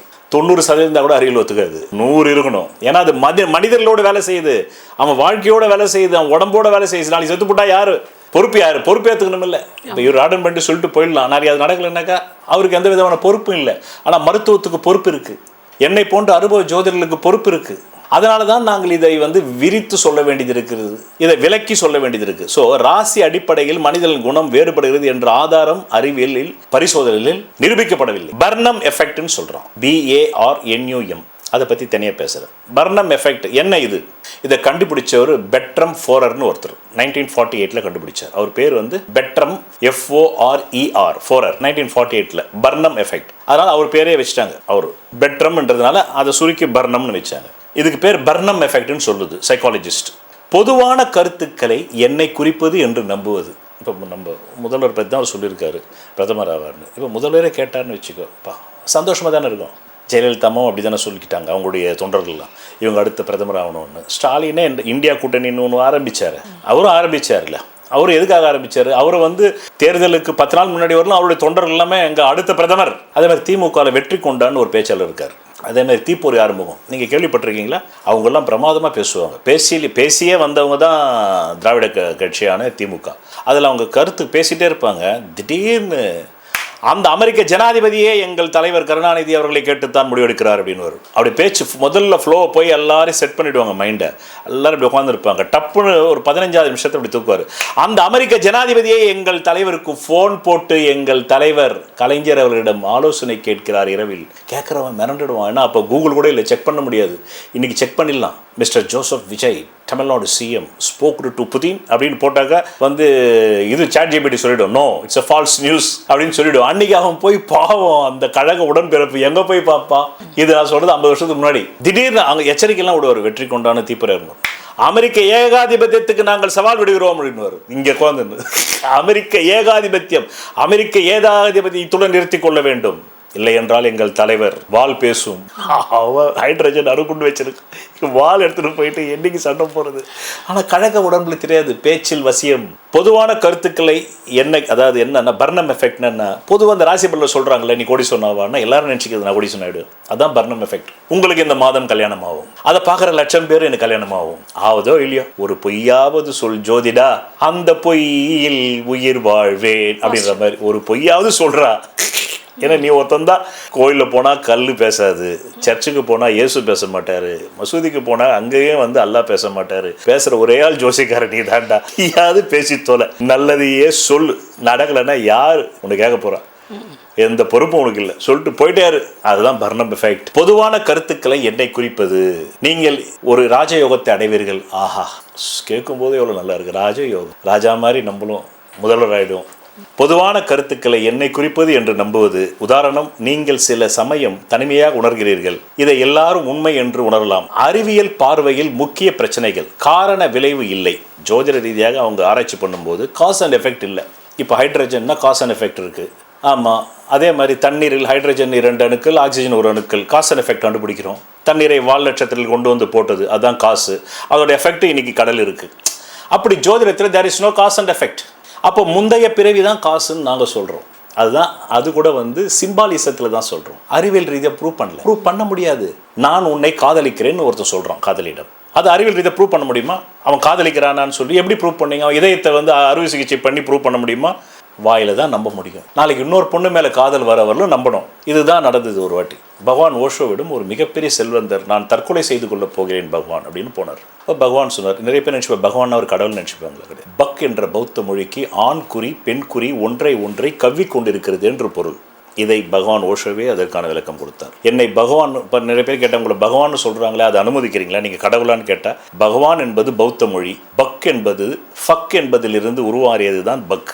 ஃபக் என்பதிலிருந்து உருமாறியது தான் பக்கு. அந்த பக் என்பதிலிருந்து தான் ஃபக்கே வந்துச்சுன்னு வரும். அப்போ ஆண் குறியும் பெண் குறியும் ஒன்றை இப்படி கவ்வி கொண்டிருக்கிறது அல்லவா, அதுதான் சிவலிங்க தத்துவம். இந்த பிடிப்பு இந்த பிடிப்பு எந்த மனிதனுக்கு விட்டு விடுகிறதோ, கழண்டு விடுகிறதோ, அவனே ஃபக்வான், ஃபக்கில் இருந்து வெளிவந்தவன். இனி அவனுக்கு ஒரு பெண் யோனி தேவையில்லை என்று பொருள். அவனுக்குள்ளே இருக்கக்கூடிய ஆண் பெண் சக்கரங்களிலேயே அவனுக்கு அந்த காம இன்பத்தை அனுபவிக்க முடியும். அதுதான் தியானா, அதுதான் பகவான். அந்த அடிப்படையில் என் பக்தர்கள் என்னை அழைக்கிறார்களே தவிர கடவுளின் அவதாரம் என்ற அடிப்படையில் அழைக்கவில்லை. நானும் பகவான் ஓஷோன்னும் போது அந்த அடிப்படையில் தான் நானும் வந்து அவர் சொன்னது கரெக்டான்றது பின்னாடி நான் போய் மொழியியல் ஆராய்ச்சி பண்ணி பார்த்துட்டேன். கரெக்டு. அந்த பக் ஒளியை வச்சு தான் கண்டுபிடிச்சான், மொழியே ஒளியை வச்சு தான் கண்டுபிடிச்சான். அதை பற்றியும் விளக்க போகிறேன். அறிவியல் பார்வையில் முக்கிய பிரச்சனைகள், காரண விளைவு ஜோதிடத்தில் இல்லை. கிரகங்கள் மிகவும் தொலைவில், அவற்றின் ஈர்ப்பு விசை மனிதருக்கு மிக குறைவு. இதை ஒப்பிடும்போது மருத்துவர் அருகில் நின்றால் வரும் ஈர்ப்பு விசை கூட அதிகம். உங்கள் பக்கத்தில் டாக்டர் நிற்கிறாருன்னா அவருடைய ஈர்ப்பு விசை கூட உங்களுக்கு வரும். நீங்கள் பஸ்ஸில் போகும்போது பின்னாடி இருந்து யாராவது உங்கள் மூளையை பார்த்துக்கிட்டே இருந்தாங்கன்னா, பின்மண்டையை இல்லை உங்கள் உடம்பை பார்த்துட்டே இருந்தால் டக்குன்னு உங்களுக்கு ஒரு உணர்வு வருது இல்லை, நம்மளை யாரோ பார்க்குறாங்கன்னு திரும்புறீங்கல்ல, அதுவும் ஈர்ப்பு விசை தான். உங்களை விட 100 கிலோ வெயிட், நீங்கள் 50 கிலோ 60 கிலோன்னு வச்சுக்கோங்க, உங்கள் பக்கத்தில் 100 கிலோ வெயிட் நின்னாருன்னு வைங்க, அந்த ஈர்ப்பு விசையை உங்களை தாக்க தான் செய்யும். அவருடைய உடலின் ஈர்ப்பு இருக்குல்ல, வெயிட்டு, அது உங்களை ஈர்க்கத்தான் செய்யும். உங்கள் மனதுக்கு பிடித்த ஒருத்தர் இருந்தாலும் அவர் மேலே உங்களுக்கு ஈர்ப்பு வந்துடுது இல்லை, அப்படி தானே ஆண் பெண் காதல் வந்துடுது. அதுக்கு இதுவே போதும், கிரகம் இருக்கணும்னு அவசியம் இல்லை, அது ரொம்ப தூரத்தில் இருக்குன்னு அறிவியல் சொல்லுது. அப்போ இதை ஒப்பிடும்போது மருத்துவர் அருகில் நின்றால் வரும் ஈர்ப்பு விசை கூட அதிகம். Precession of equinoxes, axial precession. 2000 ஆண்டுகளில் ராசிகள் நகர்ந்து விட்டன என்று வானியல் அறிவு. ஆனால் ஜோதிடம் பழைய நிலையை பயன்படுத்துகிறது. ரிப்பீட்டபிலிட்டி இல்லை. ஜோதிடத்தில் ஒருவர் பலன் சொல்லி ரிப்பீட்டபிலிட்டி இல்லை. நீங்கள் ஒரு பிளட் டெஸ்ட் பண்ணீங்கன்னாக்கா எத்தனை வாட்டி போய் எத்தனை லேபில் பண்ணாலும் ஒரே ரிப்போர்ட் தான் வரும். ஒரு டயபெட்டிக் பேஷண்ட்டுக்கு 140 சுகர் இருக்குதுன்னாக்கா வேறு எந்த லேபில் போய் எடுத்தாலும் 140 தான் வரும். இல்லை 240 இருக்குன்னா 240 தான் வரும். ஜோதிடத்தில் அப்படி வராது. ரிப்பீட்டபிலிட்டி இல்லை. ஒரே ஜாதகத்தை பல ஜோதிடர்கள் வேறு விதமாக சொல்வார்கள். ஒரே ராசி பலனை பல ஜோதிடர்கள் வேறு விதமாக சொல்வார்கள். அதனால் அறிவியல் இதை நிராகரித்து விட்டது. ஜோதிடம் ஏன் இன்னும் பிரபலமாக உள்ளது? கடைசி கேள்வி. அப்படி இருந்து ஏன் ஜோதிடம் பிரபலமாக உள்ளது? இல்லைனாக்கா ராடன் பண்ணிட்டே இறங்கி அதன் மூலமாக பூஸ்ட் பண்ணாக்கா மக்கள் மீண்டும் வாக்களிப்பாங்க அடுத்தடுத்து உள்ளாட்சி தேர்தல்ன்றதுக்கு தானே அவர் இறங்கியிருக்காரு. அதன் மூலமாக முதல்வர் அவரிடம் தன்னை அவருடைய வெற்றிக்கு தான் துணை புரிந்தால் ஏதோ ஒரு லாபம் கிடைக்கும், அவருக்கு ஏதோ பொருள் லாபம் கிடைக்கும், XYZ. ஜோதிடம் ஏன் இன்னும் பிரபலமாக உள்ளது? அப்படி இருந்தும் இவ்வளோ குறைகள் அதில் இருந்து அது அறிவியல் இல்லாமையும் ஏன் மக்களிடம் பிரபலமாக உள்ளது? ஏன் ராசி பலனுக்கு லட்சக்கணக்கில் பார்க்குறாங்க அப்படின்னா, மீனிங் தேடல், மனிதர்களுக்கு வாழ்க்கையின் மீது தேடல், மீனிங் தேடல், மனிதர்கள் வாழ்க்கைக்கு அர்த்தம் தேடுகிறார்கள். சைக்கலாஜிக்கல் கம்ஃபர்ட், உளவியல் ரீதியான ஒரு சௌகரியம் இருக்குது. கம்ஃபர்ட், சௌகரியம், உளவியல் ரீதியான சௌகரியம்.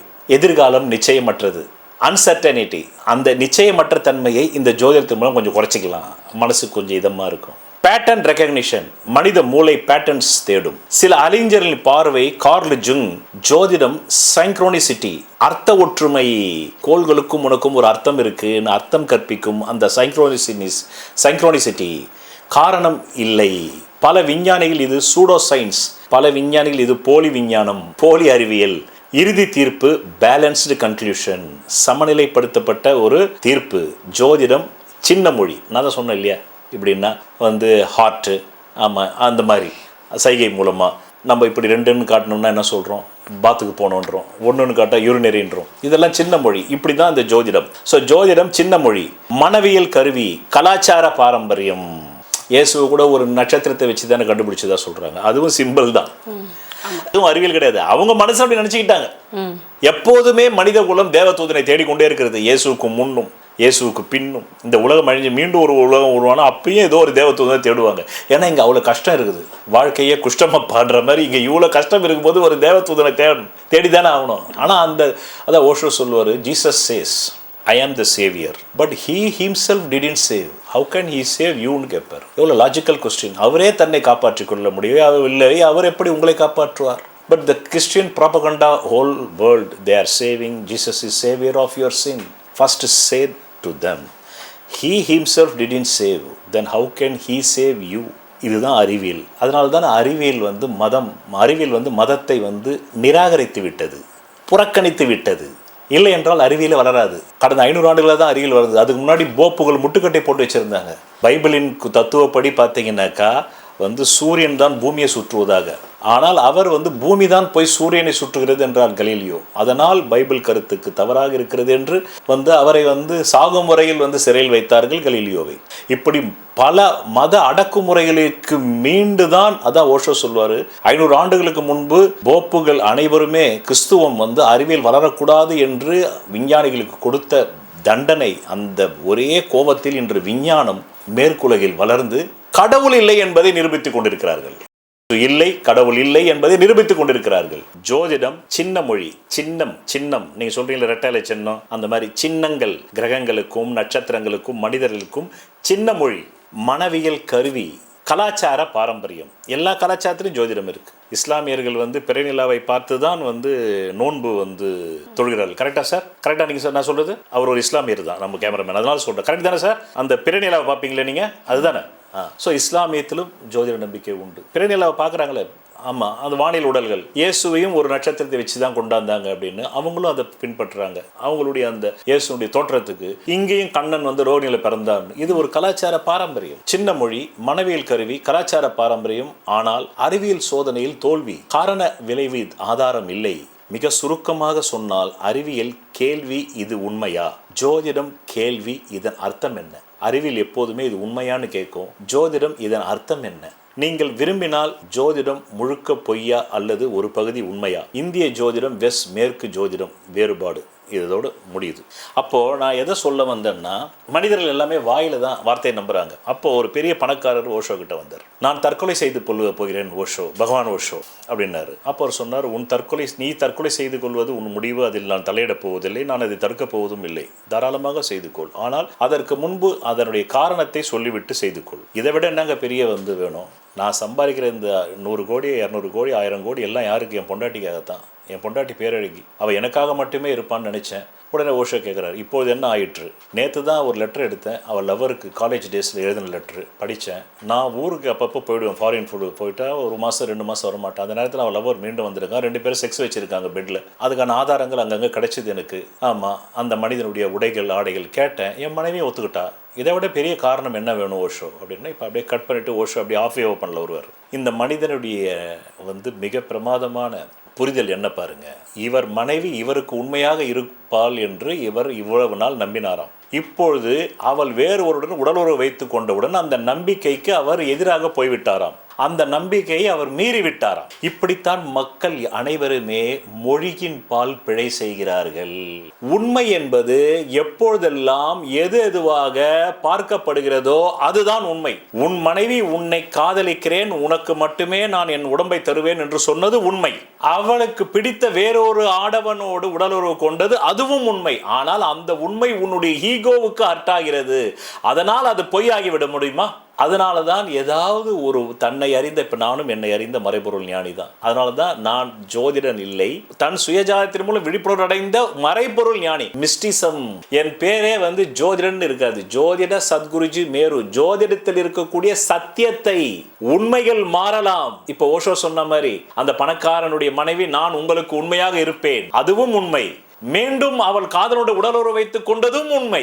எப்பொழுதெல்லாம் எது எதுவாக தெரிகிறதோ அது உண்மை. ஆனால் மூல சத்தியம் மாறாது. மூல சத்தியம் என்பது என்ன?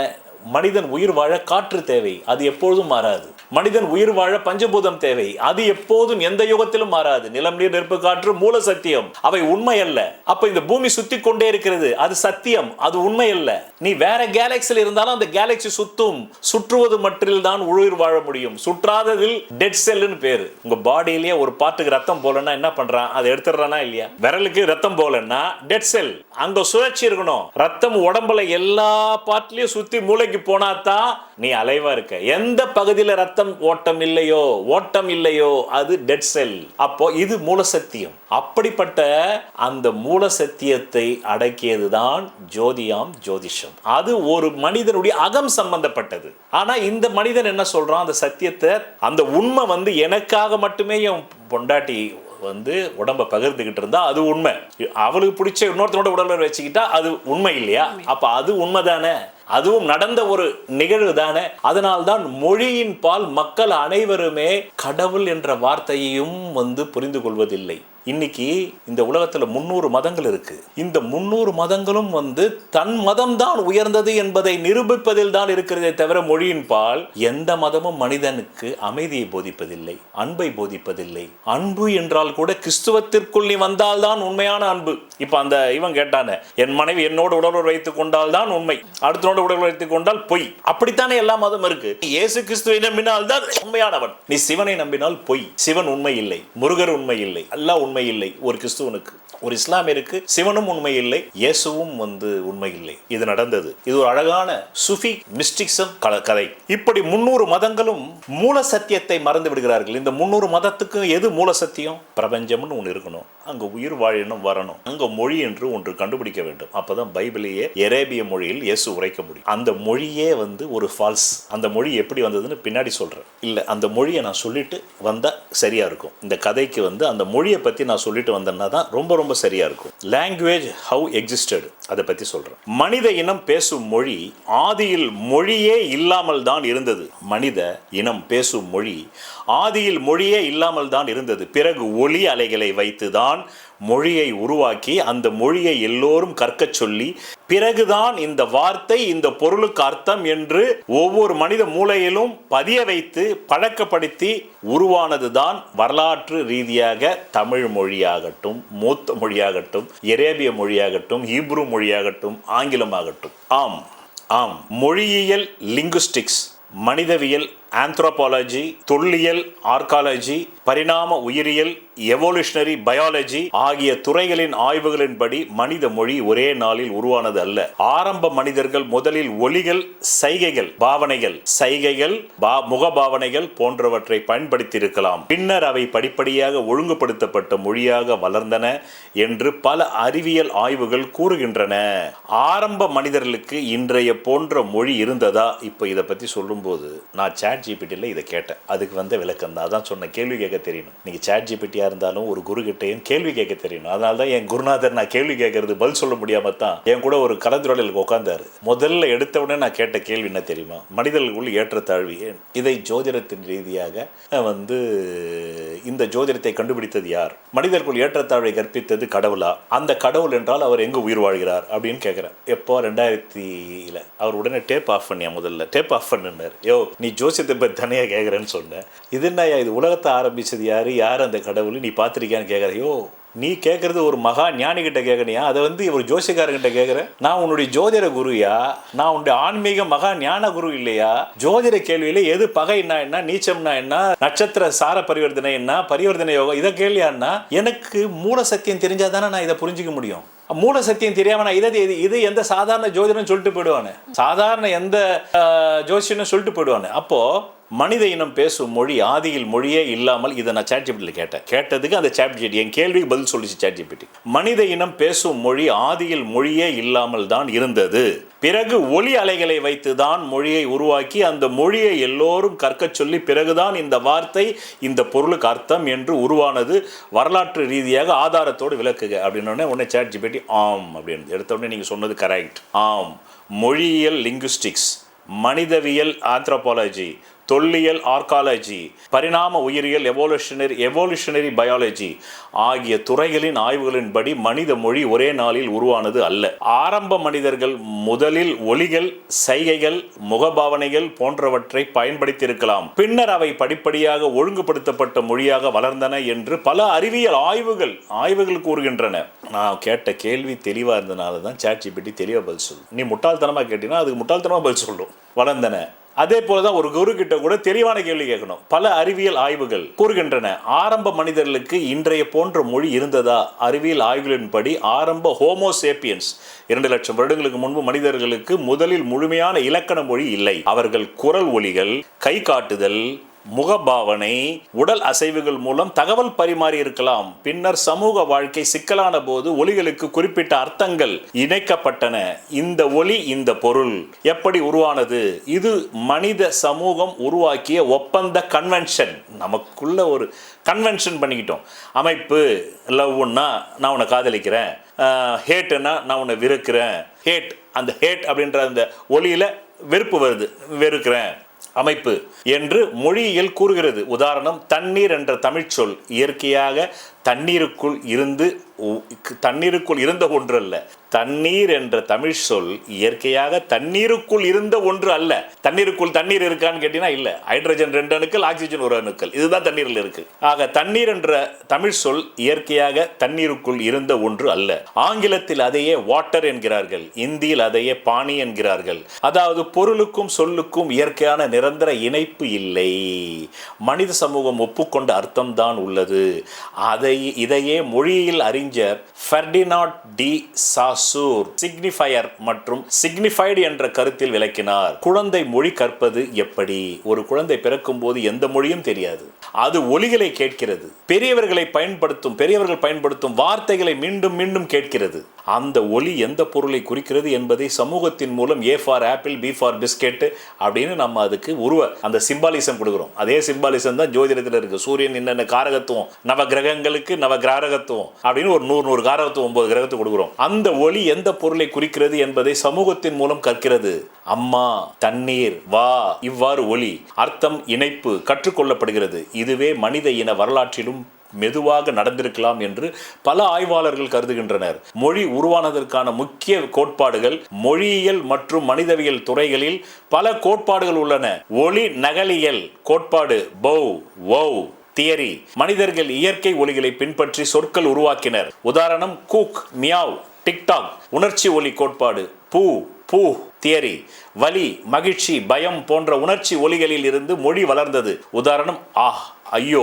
கூட்டு வேலை கோட்பாடு, மக்கள் சேர்ந்து வேலை செய்யும் போது ஒரே ரிதமில் ஒலி எழுப்பியதில் இருந்து மொழி வளர்ந்தது. மொழி மற்றும் மூளை. நவீன மனித மூளையில் மொழிக்கென தனிப்பட்ட பகுதிகள் உள்ளன. ப்ராகாஸ் ஏரியா, வெர்னிக்ஸ் ஏரியா. இவை மொழி உருவாக்கமும் புரிதலையும் கட்டுப்படுத்துகின்றன என்று நரம்பியல் ஆய்வுகள் காட்டுகின்றன. வரலாற்று மற்றும் அறிவியல் ஆதாரங்கள், முக்கிய ஆய்வாளர்கள் மற்றும் நூல்கள். சார்லஸ் டார்வின் மனித மொழி பரிணாம வளர்ச்சியின் விளைவு என்று கூறினார். நோயம் சாம்ஸ்கி மனிதர்களுக்கு மொழித்திறன் உயிரியல் அடிப்படையில் உள்ளது என்று வாதிட்டார். ஃபெர்டினாண்ட் டி சாசே சொல் மற்றும் அர்த்தம் சமூக ஒப்பந்தம் என்று விளக்கினார். கல்வி ஆதாரங்கள், Encyclopedia Britannica origin of language, Stanford Encyclopedia philosophy language and communication, National Geographic evolution of human language. சுருக்கமாக உங்கள் கருத்தின் மையம் அறிவியல் பார்வையில் பெரும்பாலும் ஏற்கப்படும் ஒன்று. ஆரம்பத்தில் மனிதர்களுக்கு இன்றைய போன்ற மொழி இல்லை. ஒலி, சைகை, உணர்ச்சி வெளிப்பாடுகள் இருந்தன. சமூக வாழ்வில் ஒலிகளுக்கு குறிப்பிட்ட அர்த்தங்கள் கொடுக்கப்பட்டன.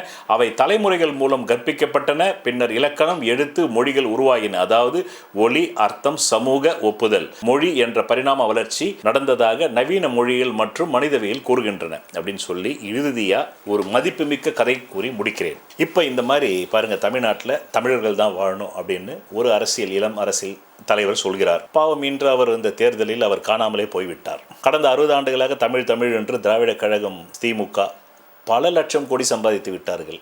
அவர்களுக்கும் இப்போது பொருந்தும். எந்த குழந்தையும் பிறக்கும்போது எந்த மொழியில் தந்தைக்கும் பிறப்பதில்லை.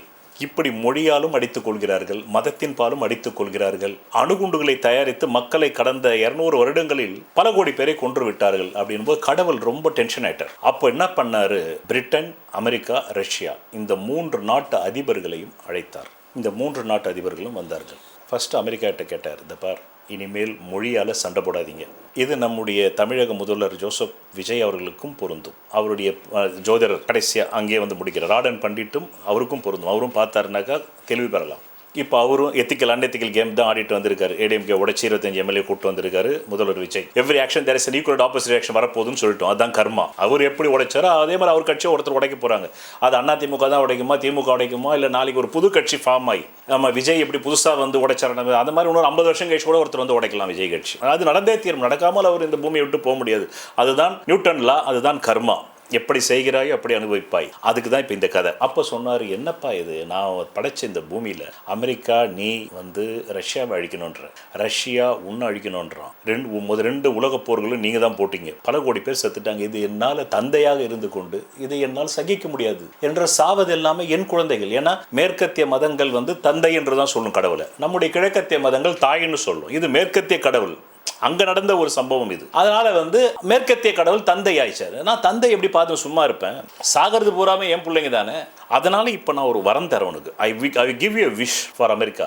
என்ன விஷ் வேணும் அப்படின்னோடனே, ஆண்டவரே உங்களுக்கு தெரியும், நாங்கள் வந்து எப்பொழுதுமே பேராசைக்காரர்கள் அல்ல அமெரிக்கர்கள். எங்கள் திறமையை கொண்டு வாழ்பவர்கள், மேலும் தந்தையாகிய கடவுளான உங்களை மதிப்பவர். இப்போது நீங்களே அழைத்து என்ன விஷ் வேணும், என்ன வரம் வேணும்னு கேட்டுட்டீங்க. எங்களுக்கு எந்த பேராசையும் மீண்டும் சொல்கிறேன் இல்லை, சின்ன விஷயம் பண்ணி கொடுத்தீங்கன்னா இனி நாங்கள் அணுகுண்டால வாரே எந்த நாட்டுக்குள்ளேயும் போக மாட்டோம். மேப்பில் ரஷ்யா இல்லாமல் பண்ணிடுங்க. உலக வரைபடத்தில் ரஷ்யாவே இருக்கக்கூடாது.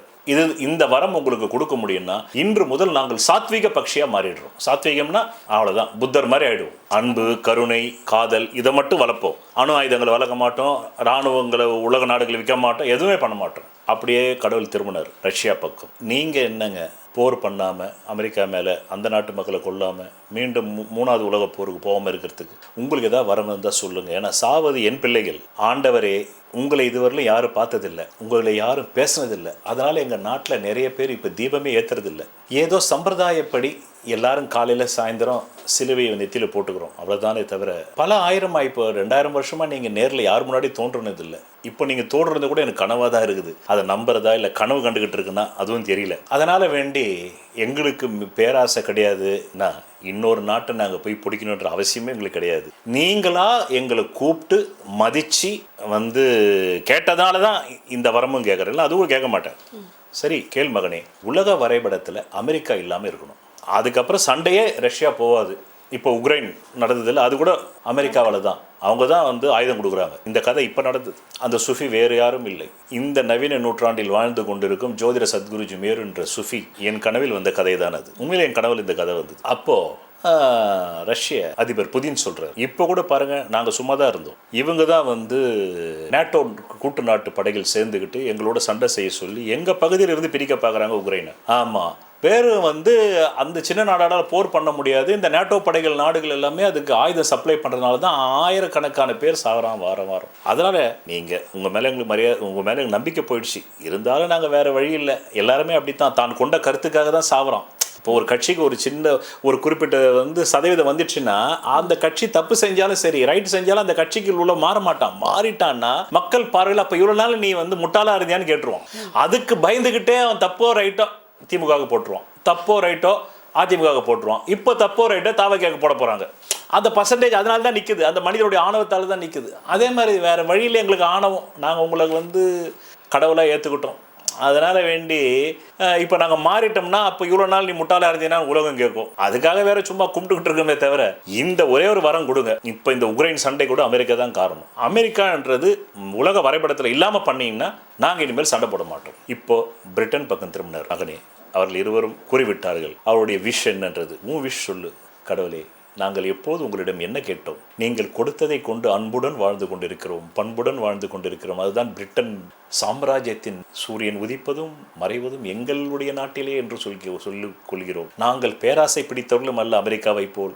இந்த அமெரிக்கா சொன்னதை போல் ரஷ்யா உலக வரைபடத்தில் இருக்க வேண்டும் என்றும் நாங்கள் கேட்கப் போவதில்லை. அதே போல் ரஷ்யா அமெரிக்கா உலக வரைபடத்தில் இருக்க வேண்டாம் என்று சொன்ன அந்த வரமும் எங்களுக்கு வேண்டாம். அந்த அமெரிக்கா ரஷ்யாவுடைய வரத்தை நீங்கள் வழங்கினால் எங்களுக்கு அது போதும். புரிஞ்சுதா உங்களுக்கு? நாங்க பேராசைக்காரன் கிடையாது. எங்களுக்கு இன்னும் புதுசா வேணாம். அமெரிக்கா என்ன சொல்லுது? ரஷ்யா வரைபடத்தில் இருக்கக்கூடாது. ரஷ்யா என்ன சொல்லுது? அமெரிக்கா வரைபடத்தில் இருக்கக்கூடாது. அவங்க 2 பேர் வரத்தை நீங்க பூர்த்தி செய்தாலே எங்கள் வரத்தை பூர்த்தி செய்ததற்கு சமம். இதுதான் இன்றைய தமிழ்நாட்டு அரசியலில் நடந்து கொண்டிருக்கிறது. தமிழக மாண்புமிகு முதலமைச்சர் ஜோசப் விஜய் அதிமுகவை உடைத்து விட்டார். தூய சக்தியோடு கைகுலுக்கி விட்டார். தூய சக்தி தீய சக்தியோடு கைகுலுக்கி விட்டது. இப்போது மக்களே புரிந்து கொள்ளட்டும், யார் தூய சக்தி யார் தீய சக்தி. இல்லை என்றால் தேர்தலுக்கு முன்பே இவர்களெல்லாம் கூட்டு வைத்திருந்தார்களா அதுவும் தெரியாது. இப்போ உன்னுடைய கேள்வியின் நிறைவு பகுதிக்கு வந்துட்டோம்மா. இப்போ நாம் சொன்னது எல்லாமே ஜோதிடம் அறிவியல் இல்லை என்று அறிவியல் ஷான் கார்ல்சன் என்ற ஆய்வின்படி நிரூபித்து விட்டது. 1985 அது புகழ்பெற்ற ஆங்கில நாளேடான அமெரிக்காவிலிருந்து நடக்கக்கூடிய நேச்சர் பத்திரிகையில் வந்துவிட்டது. இப்பொழுது இந்த காணொலியை பார்க்கக்கூடிய பல்லாயிரக்கணக்கான பேர் அல்லது பல லட்சம் பேர்கள் அப்படி என்றால் இந்த ஜோதிட சத்குருஜி மேரு ஜோதிடத்தை அறிவியல் பொய் என்று சொல்லிவிட்டது. இவரும் அந்த அறிவியலுடைய முடிவுக்கு இசைந்து விட்டாரா, ஒத்துக்கொண்டாரா என்ற கேள்வி வரும். பகவான் ஓஷோவிடம் ஒரு புத்த பிச்சு வந்தாராம். அவர் சொன்னாராம், நீங்கள் யார் வந்தாலும் அவரை தியானத்தில் தள்ளிவிடுகிறீர்கள் என்று நான் கேள்விப்பட்டேன். ஆனால் நான் மிகவும் வைராகியமானவன், மேலும் புத்திசாலி. என்னை நீங்கள் அப்படி தியானத்தில் தள்ள முடியாது. என்னிடத்திலே ஒரு 100 கேள்விகள் இருக்கிறது. அந்த 100 கேள்விகளுக்கு நீங்கள் விடை சொன்னால்தான் நீங்கள் என் சொல்லும் தியானத்தை நான் செய்வேன். அப்பொழுது பகவான் ஓஷோ சிரித்துக் கொண்டே சொன்னாராம், நீங்கள் தியானம் செய்தால் அந்த 100 கேள்விகளுக்கு நீங்களே விடை தெரிந்து கொள்ளலாம். அப்படித்தான் நீங்கள் உங்கள் ஜாதகத்தை ஒரு குருகுல வாசத்தில் போய் அமர்ந்து தெரிந்து கொள்ளக்கூடிய உங்களுடைய அக கேள்விகள் என்றைக்குமே உங்களுடைய அக சந்தோஷத்திற்கு அறிவியல் துணை புரியாது. அதனால்தான் அகம் புறம் என்று பிரிக்கப்பட்டது. இது தமிழர் பண்பாட்டில் மட்டும் பிரிக்கப்படவில்லை. உலகம் முழுவதும் there are extroverts, there are introverts. Introvert என்பது உள்ளுக்குள் அடையும் மகிழ்ச்சி வேறு. எக்ஸ்ட்ரோவர்ட் என்பது அறிவியல் வளர்ச்சியால் அடையும் மகிழ்ச்சி. இப்போ நீங்க பிளஷர்னு தான் ஆரம்பத்தில் வச்சாங்க காருக்கு. ஏன் காருக்கு பிளஷர் என்னன்னா மகிழ்ச்சி. கார்ல போகும்போது எவ்வளவு மகிழ்ச்சியா இருக்குது. ஏசி, இன்னும் 50 வருஷத்துக்கு முன்னாடி ஃபேன் இருக்கும். பழைய அம்பாசிடர்ல உள்ள ஃபேன் இருக்கும். இப்போ ஏசி வந்துருச்சு. Pleasure. So outer pleasure can give you science, inner pleasure can give you astrology, religion, mysticism, meditation. ஆனா நாம எப்பவுமே ஆத்துல ஒரு காலு சேத்துல ஒரு காலு. அகத்தை அறிவியலாக்க முயற்சிக்கிறோம். அதனால் வந்த பிரச்சனை ஷான் கார்ல்சன். இந்த ஜோதிஷத்தை கண்டுபிடித்த எந்த ரிஷிகளும் இதை அறிவியல் என்று சொல்லவே இல்லை. அப்படி சொல்லாத போது ஆராய்ச்சி செய்ய வேண்டியதே இல்லை. அந்த ஷார்ல் கார்ல்சன் என்னுடைய ஜோதிட குருநாதர் சிவா மேகநாதனிடம் தொடர்பு கொண்டு 1985 அந்த பிசிஸ்ட் அந்த சயின்டிஸ்ட் கேட்டிருந்தால் அவர் அப்பொழுதே இந்த ஆர்டிகளை காண்பித்திருப்பார். ஏனென்றால் அவர் 1980களிலேயே ஆர்டிகள் அதை எழுதிவிட்டார். ஜோதிடம் தன்னிடத்தில் முழுமையான அறிவியல் விதிகளை வைத்து கொண்டிருக்கவில்லை. அப்படி இருந்தும் ஏன் மக்கள் இதை நம்புகிறார்கள் என்றால், ஒவ்வொரு யுகந்தோறும் ஒவ்வொரு நூற்றாண்டிலும் ஒரு வாக்கு பலம் உள்ள ஜோதிடர், பல பிறவிகளாக அதை கற்று வந்த ஜோதிடர், அவர் சொல்வதெல்லாம் பெருவாரியான மக்களுக்கு பலிப்பதால் மட்டுமே இந்த கலை இன்னும் உயிர் வாழ்ந்து கொண்டிருக்கிறது. அப்படி சொல்லும் நபர்கள் 100ஆக இருக்கலாம், 1000ஆக இருக்கலாம், லட்சமாக இருக்கலாம், கோடிகளாக இருக்கலாம், எல்லாமே இருக்கலாம். ஆனால் ஜோதிடத்தை படைத்த ரிஷிகள் என்ன சொல்கிறார்கள்?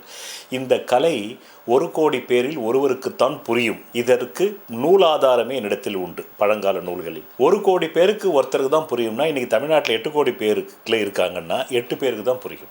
இந்தியாவின் ஜனத்தொகை 140 கோடி பேர்னா 140 பேருக்கு தான் புரியும். உலக ஜனத்தொகை 800 கோடி பேர்னா 800 பேருக்கு தான் புரியும். அந்த 800 பேர்ல ஒருத்தரை ஷான் கார்ல்சன் 1985 இந்த ஜோதிடம் அறிவியல் ரீதியாக 100 பேர் நபர்களுடைய ஆளுமை திறனை அவருடைய ஜாதகத்தை வைத்துக் கொண்டு கணிக்க முடியுமா என்றால் எடுத்த எடுப்பில் முடியாது. இது ஒரு குருகுல வாசத்தில் இருந்து உங்கள் ஜாதகத்தில் இருக்கக்கூடிய கோள் நிலைகளுக்கும் ஜோதிடத்தில் ரிஷிகள் சொல்லியிருக்கக்கூடிய சின்னார்த்தம் என்கின்ற சின்னங்கள் என்கின்ற சிம்பல் என்கின்றதற்கும் உங்கள் மனமும் புத்தியும் அறிவும் ஆத்மாவும் பொருந்துவதை போல் உணர்கிறதா? உணர்கிறது என்றால் அந்த பலன் உங்கள் வாழ்க்கையில் நடக்கிறதா? இப்போது என் அனுபவத்தை சொல்கிறேன். 1994ஆம் ஆண்டு முதல் நாளில் என் குருநாதரை சந்தித்த போது 4 பலன்கள் சொன்னார். அந்த 4 பலன்கள் எனக்கு நடந்திருக்கிறது. அதனால் நான் ஜோதிடத்தை நம்புகிறேன்.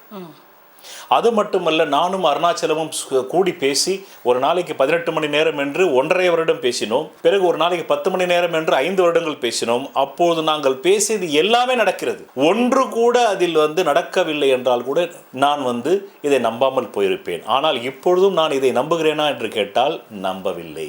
கண் இருப்பவர்கள் எதையும் நம்ப வேண்டியதில்லை, பார்த்து தெரிந்து கொள்வார்கள். நான் அன்றைக்கு என் குருநாதரிடம் சொன்னதுதான், நான் ஜோதிடத்தை தெரிந்து கொள்கிறேன், நம்ப மாட்டேன். எப்பொழுது நம்புவேன்? அந்த பலன் நடக்கும் பொழுது நம்புவேன். நடப்பதற்கு முன்பு வரையிலும் அது ஆராய்ச்சியில் இருக்கிறது, ஆய்வில் இருக்கிறது. அதற்காக நான் என்னென்ன அறிவை சேகரிக்க வேண்டும், அதற்காக நான் என்னென்ன விதமான தொழில்நுட்பங்களை கற்க வேண்டும், அதில் இருக்கிறது. உதாரணத்திற்கு என் குருநாதர் 4000 கோடி நான் சம்பாதிப்பேன் என்றார். 4000 கோடி சம்பாதிக்கிறதுக்கு ஒரு தொழில் வேணாமா?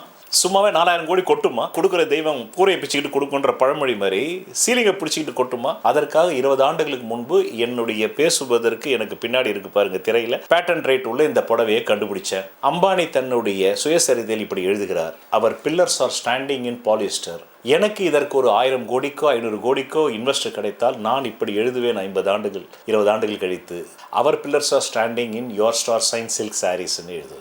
அப்போது என் குருநாதர் புத்தியை வச்சு போஷிக்கொன்றாரு. பின்னாடி இருக்கிற இந்த ப்ராடக்ட் இன்டெலெக்சுவல் ப்ராடக்ட்னு என் பேரில் நான் 15 வருஷத்துக்கு முன்னாடி வாங்கிட்டேன். என் குருநாதர் 1994 புத்தியை வச்சு போஷிக்கொன்றாரு. 1995 சொல்கிறாரு. நான் பேட்டன் ரைட்ஸ் 2011 வாங்கிட்டேன். பேட்டன் ரைட்ஸ்ன்றதும் புத்தியை வச்சு தான். இன்டெலெக்சுவல் ப்ராப்பர்ட்டின்னு எனக்கு எழுதி கொடுத்துருக்காங்க. ஒவ்வொரு நட்சத்திரத்துக்கும் அஸ்வினி நட்சத்திர ஸ்டார் இன்டெலெக்சுவல் ப்ராப்பர்ட்டி, பரணி நட்சத்திர ஸ்டார் இன்டெலெக்சுவல், இப்படி 27 நட்சத்திரம் இன்டெலெக்சுவல் ப்ராப்பர்ட்டி. இது இந்த இன்டெலெக்சுவல் ப்ராப்பர்ட்டியின் மீது வெஞ்சர் கேபிட்டல் 1000 கோடியோ 500 கோடியோ கொடுத்தா நான் 10 மடங்காகவோ 20 மடங்காகவோ மாற்றுவேன்.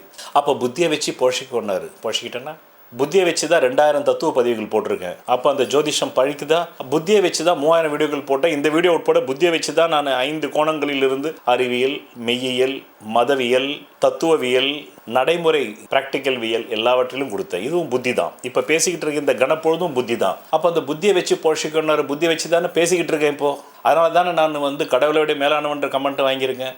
நீங்கள் ஒரு பல்கலைக்கழகம்ன்ற கமெண்ட் வாங்கிறீங்க. இதெல்லாம் புத்தியை வச்சு தானே வருது. அப்போ எனக்கு ஜோதிஷம் வேலை செய்யுது.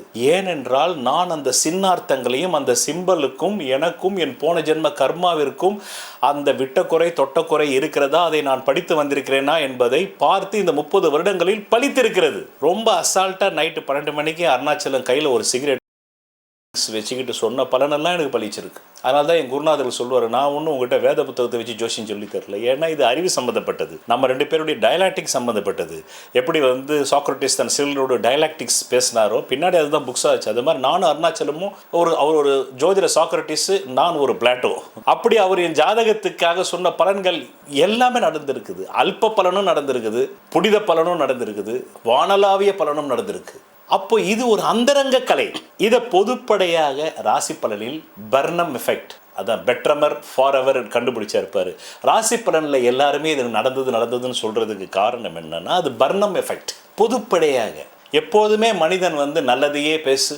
3 குரங்குகள் இருக்கும் பாரு, கெட்டதை பார்க்காதே, கெட்டதை கேட்காதே, கெட்டதை பேசாதே என்ற மனோபக்குவம் உள்ளவர்களுக்கு நடந்த மாதிரி இருக்கும். அதுக்காக கெட்டது நடக்காமையா இருக்கு? அதுக்காக டெய்லி கொள்ளை கற்பழிப்பு நடக்காமையா இருக்கு? வரலாறு என்பதே தின நாழிதழ். தின நாழிதழுக்கு நீங்கள் ஏதாவது முக்கியத்துவம் கொடுப்பீங்களா? கொடுக்க மாட்டீங்க. 1 மாதம் சேர்ந்தாலே வீட்டில் வைக்கிறதுக்கு இடம் இருக்காது. அதுதான் வரலாறு. வரலாறு என்பது குப்பை. நீங்கள் டெய்லி நியூஸ் பேப்பரில் வர தகவல் தான் வரலாறுல இருக்கும். 500 ஆண்டுகளுக்கு முன்னாடி அக்பர் இந்தியாவை ஆண்ட போது அன்னைக்கு நியூஸ் பேப்பரில் என்ன வந்ததோ அதை யாராவது இன்னைக்கு வச்சிருப்பானா? வீட்டில் கொண்டு போய் கொட்டு.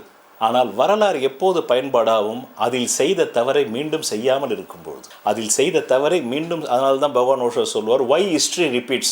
Because stupid peoples are repeating the history. Intelligent people இருந்தால் நீ ஹிஸ்ட்ரி எப்படி ரிப்பீட் பண்ணுவேன்? 100 ஆண்டுகளுக்கு முன்னாடி கோயபல்ஸ் என்ன செய்தாரோ அதையே இன்றைக்கு விஜயின் முதல்வரான அவருடைய ஜோதிடர் செய்கிறார் என்றால் அப்போ ஹிஸ்ட்ரி ரிப்பீட் தானே ஆகுது. அவன் கோயபல்ஸும் ஸ்டூபிடுன்னா அப்போ விஜயினுடைய அந்த ராடன் பண்டிட் அவர்களும். ஆமாம், அப்போ பாருங்க, because it's only repeating the histories. Intelligent people ஒதுங்கிடுறான். புத்தர் மாதிரி, என்ன மாதிரி இந்த ஆட்டத்திலிருந்து என்ன மாதிரி, புத்தர் மாதிரி, ஓஷோ மாதிரி நாங்கள் விளைகிறோம். because we are intelligent people. What can we do for that? We are intelligent. That is our karma. That is we are trained. அதான் பகவான் ஓஷோ சொல்வார், நீ பல பிறவிகள் கற்றதை கற்காமல் செய்ய முடியாது. அப்போ ஜோதிடம் உண்மை யாருக்கு ஒரு குருவிடம் தன் ஜாதகத்தை கொடுத்து ஒரு குறைந்தபட்சம் 3 ஆண்டுகளாகவாவது ஜோதிட நூல்களில் சொல்லப்பட்டதும் என் வாழ்க்கை ரிசம்பிள்ஸுக்கும் ஒத்து வருவது வாழ்க்கையில் நடக்கிறதா என்றதை பிராக்டிஸ் செய்தவர்களுக்கு ஜோதிடம் உண்மை, பிராக்டிஸ் செய்யாதவர்களுக்கு பர்னம் எஃபெக்ட். பொதுவாக ஒரு ஜோசியர்கிட்ட போனாக்கா 4 நல்ல வார்த்தை ஏதாவது ஒன்று பலிக்கத்தான் செய்யும். இன்றைக்கி அதுக்கு ஜோசியமே தெரிய வேண்டாம். ஒரு நல்ல புத்திசாலியாக வந்து நீங்கள் ஒரு 4 விஷயம் நீங்கள் யாருக்கு வேணாலும் சொல்லுங்களேன், எல்லாருக்குமே அது பலிக்கும். நீங்கள் ரொம்ப நல்லவர், ஆமாங்கன்னுவாங்க. உங்கள் காசை தான் எல்லோரும் வாங்கி சாப்பிட்ருக்காங்க இதுவரையிலும் உங்கள் சொந்தத்தில். உங்கள் காசை தான் நீங்கள் எல்லாருக்கும் செலவு பண்ணியிருக்கீங்க. ஆனால் ஒருத்தருடைய பாசை கூட நீங்கள் தொட்ட ஆள் கிடையாது. ஐயோ ஆமாம் சொல்லுவாங்களா இல்லையா? நீங்கள் உழைக்கிறீங்க குடும்பத்துக்கு, நண்பர்களுக்கு. ஆனால் அவங்க அதை வந்து வேல்யூ பண்ணுறதில்ல. சார் எப்படி சார் பார்த்தா மாதிரியே சொல்கிறீங்க? உங்களை யார் வந்து அவமதிச்சாலும் இன்னா செய்தாரே ஒருவர் அவர் நான் நன்மையும் செய்து விடல். இதுதான் உங்கள் கேரக்டர். இந்த 5 பாயிண்ட்டை எந்த ஜாதகனுக்கு கண்ண முடி சொல்லுங்கள், கரெக்டுன்னு. இந்த வரக்கூடிய வைகாசிக்கு அப்புறம் குரு பயிற்சி இருக்குது பாருங்கள், கஷ்டம்லாம் தீரும்.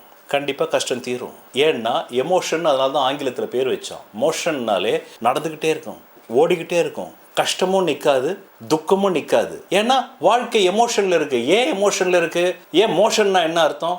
ஓட்டம். ஒரு ரிவர் மோஷனில் இருக்குது. ஏன்னா பூமி சுற்றிக்கிட்டே இருக்குது. ரங்கராட்டனம் மாதிரி தான் பூமி சுற்றும் போது என்ன ஆகும்? நிச்சயமாக மாற்றம் வந்துக்கிட்டே தான் இருக்கும். அதை தான் ஜோதிடம் அதை வந்து சிம்பிள் ஆக்குது. பூமி சுற்றுது இல்லைம்மா, பூமி நின்றுட்டே இருந்தால் தான் கஷ்டப்பட்டவன் கஷ்டப்பட்டுக்கிட்டே இருப்பான். அதே மாதிரி சந்தோஷப்பட்டவன் சந்தோஷப்பட்டுக்கிட்டே, பூமி தான் சுற்றுதே, சுழற்சியில் இருக்குதே. அப்போது ஒரு கணத்துக்கும் இன்பம் துன்பம் இன்பம் துன்பம் மாறிக்கிட்டே இருக்கும். அதனால தான் பகவான் ஓஷோ சொன்னார், வாழ்க்கை என்பது செத்து பிழைக்கும் கலை. யார் ஒருவன் செத்து பிழைக்கும் கலையை கற்றானோ அவனால் மட்டுமே வாழ்க்கையில் வாழ முடியும். ஏனென்றால் துன்பமும் நிரந்தரம் அல்ல, இன்பமும் நிரந்தரம் அல்ல. ஜெயலலிதா உயிரோடு இருக்கும்போது என்னுடைய கட்சி 100 ஆண்டுகள் ஆளும்னாங்க. இப்போயே உடைச்சி விட்டார் சோர்ஸ் ஆஃப் விஜய். இதுக்கப்புறமா அந்த கட்சி எங்கிருந்து மீண்டு எழுந்து வந்து 100 ஆண்டுகள் ஆள போகிறது. ஆனாலும் மனிதனுடைய ஆணவம். அதுதான் பகவான் ஓஷோ சொல்வார், பொலிட்டிஷியன்ஸ் ஆர் ஆல் பீப்புள் சொல்வார். என்னுடைய நிலையும் அதே தான். Politicians are all peoples, because when the power comes their hand, their understand level is very low. உங்களிடம் அரசியல் அதிகாரம் வரும் பொழுது உங்களிடம் புரிதல் குறைகிறது.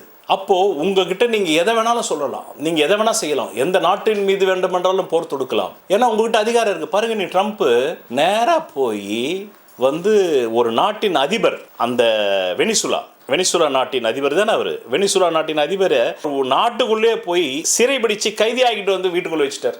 வெனிசுலாவுக்குள்ள போய் அந்த நாட்டு அதிபரே பிடிச்சிட்டு வந்துட்டார். காரணம் பவர். வல்லரசு நாடு அவர்கிட்ட பவர் கொடுத்துருக்கு. புதுவிதமான ஆயுதங்களை வைத்து புதுவிதமான யுக்தியை உலகம் இதுவரையிலும் கண்டிராத வகையிலும் அதில் வந்து பாதிக்கப்பட்ட ஒரு ராணுவ வீரன் சொல்கிறான், அமெரிக்கா கிட்ட வச்சுக்காதீங்கப்பா, அவங்க என்னன்னே தெரியல, விண் உலக மனிதர்கள் மாதிரி வந்தாங்க, ஒரு சவுண்டு கேட்டுது, காதில் மூக்கில் ரத்தம் வருது, எங்கள் அதிபரை வெனிசுலா அதிபரை தூக்கினே போட்டாங்கப்பா. காரணம், அந்த ட்ரம்ப் கிட்ட பவர் இருக்கு, உலகின் வல்லரசு நாடான பொலிட்டிக்கல் பவர் இருக்கு. அப்போ அவருக்கு அண்டர்ஸ்டாண்டிங் கம்மியாயிடுது.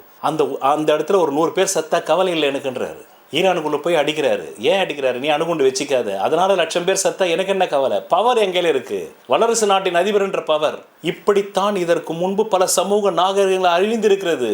ஆனால் அந்த அழிந்தது எல்லாமே போர்களில் தான் அழிந்தது. அட்லாண்டிஸ் என்பது கடலுக்கடியில் போனது. பல வரலாற்று ஆய்வாளர்கள் என்ன சொல்கிறார்கள், இப்படிப்பட்ட ஒரு அணுகுண்டைத்தான் அந்த கால 12,000 வருடங்களுக்கு முன்பு எல்லா மதங்களிலும் இந்த பூமி நீரால் அழிக்கப்பட்டது என்று ஒரு கோட்பாடு உண்டு. அந்த நீரில் அழிக்கப்பட்ட ஒரு இடம்தான் அட்லாண்டிஸ் என்று பல வரலாற்று ஆய்வறிஞர்கள் கூறுகிறார்கள். காரணம், அப்போது மனிதனிடம் இருந்த ஒரு அணுகுண்டு தான் அந்த அட்லாண்டிஸ் வந்து சமூக நாகரிகமே கடலுக்கடியில் போனது. நாம் நம்முடைய இண்டஸ் வேலி சிவிலைசேஷனுக்கு முன்னாடி நாம பார்த்துருக்கோம். மொஹஞ்சதாரோ அழிந்து போயிடுச்சு. மொஹஞ்சதாரோவில்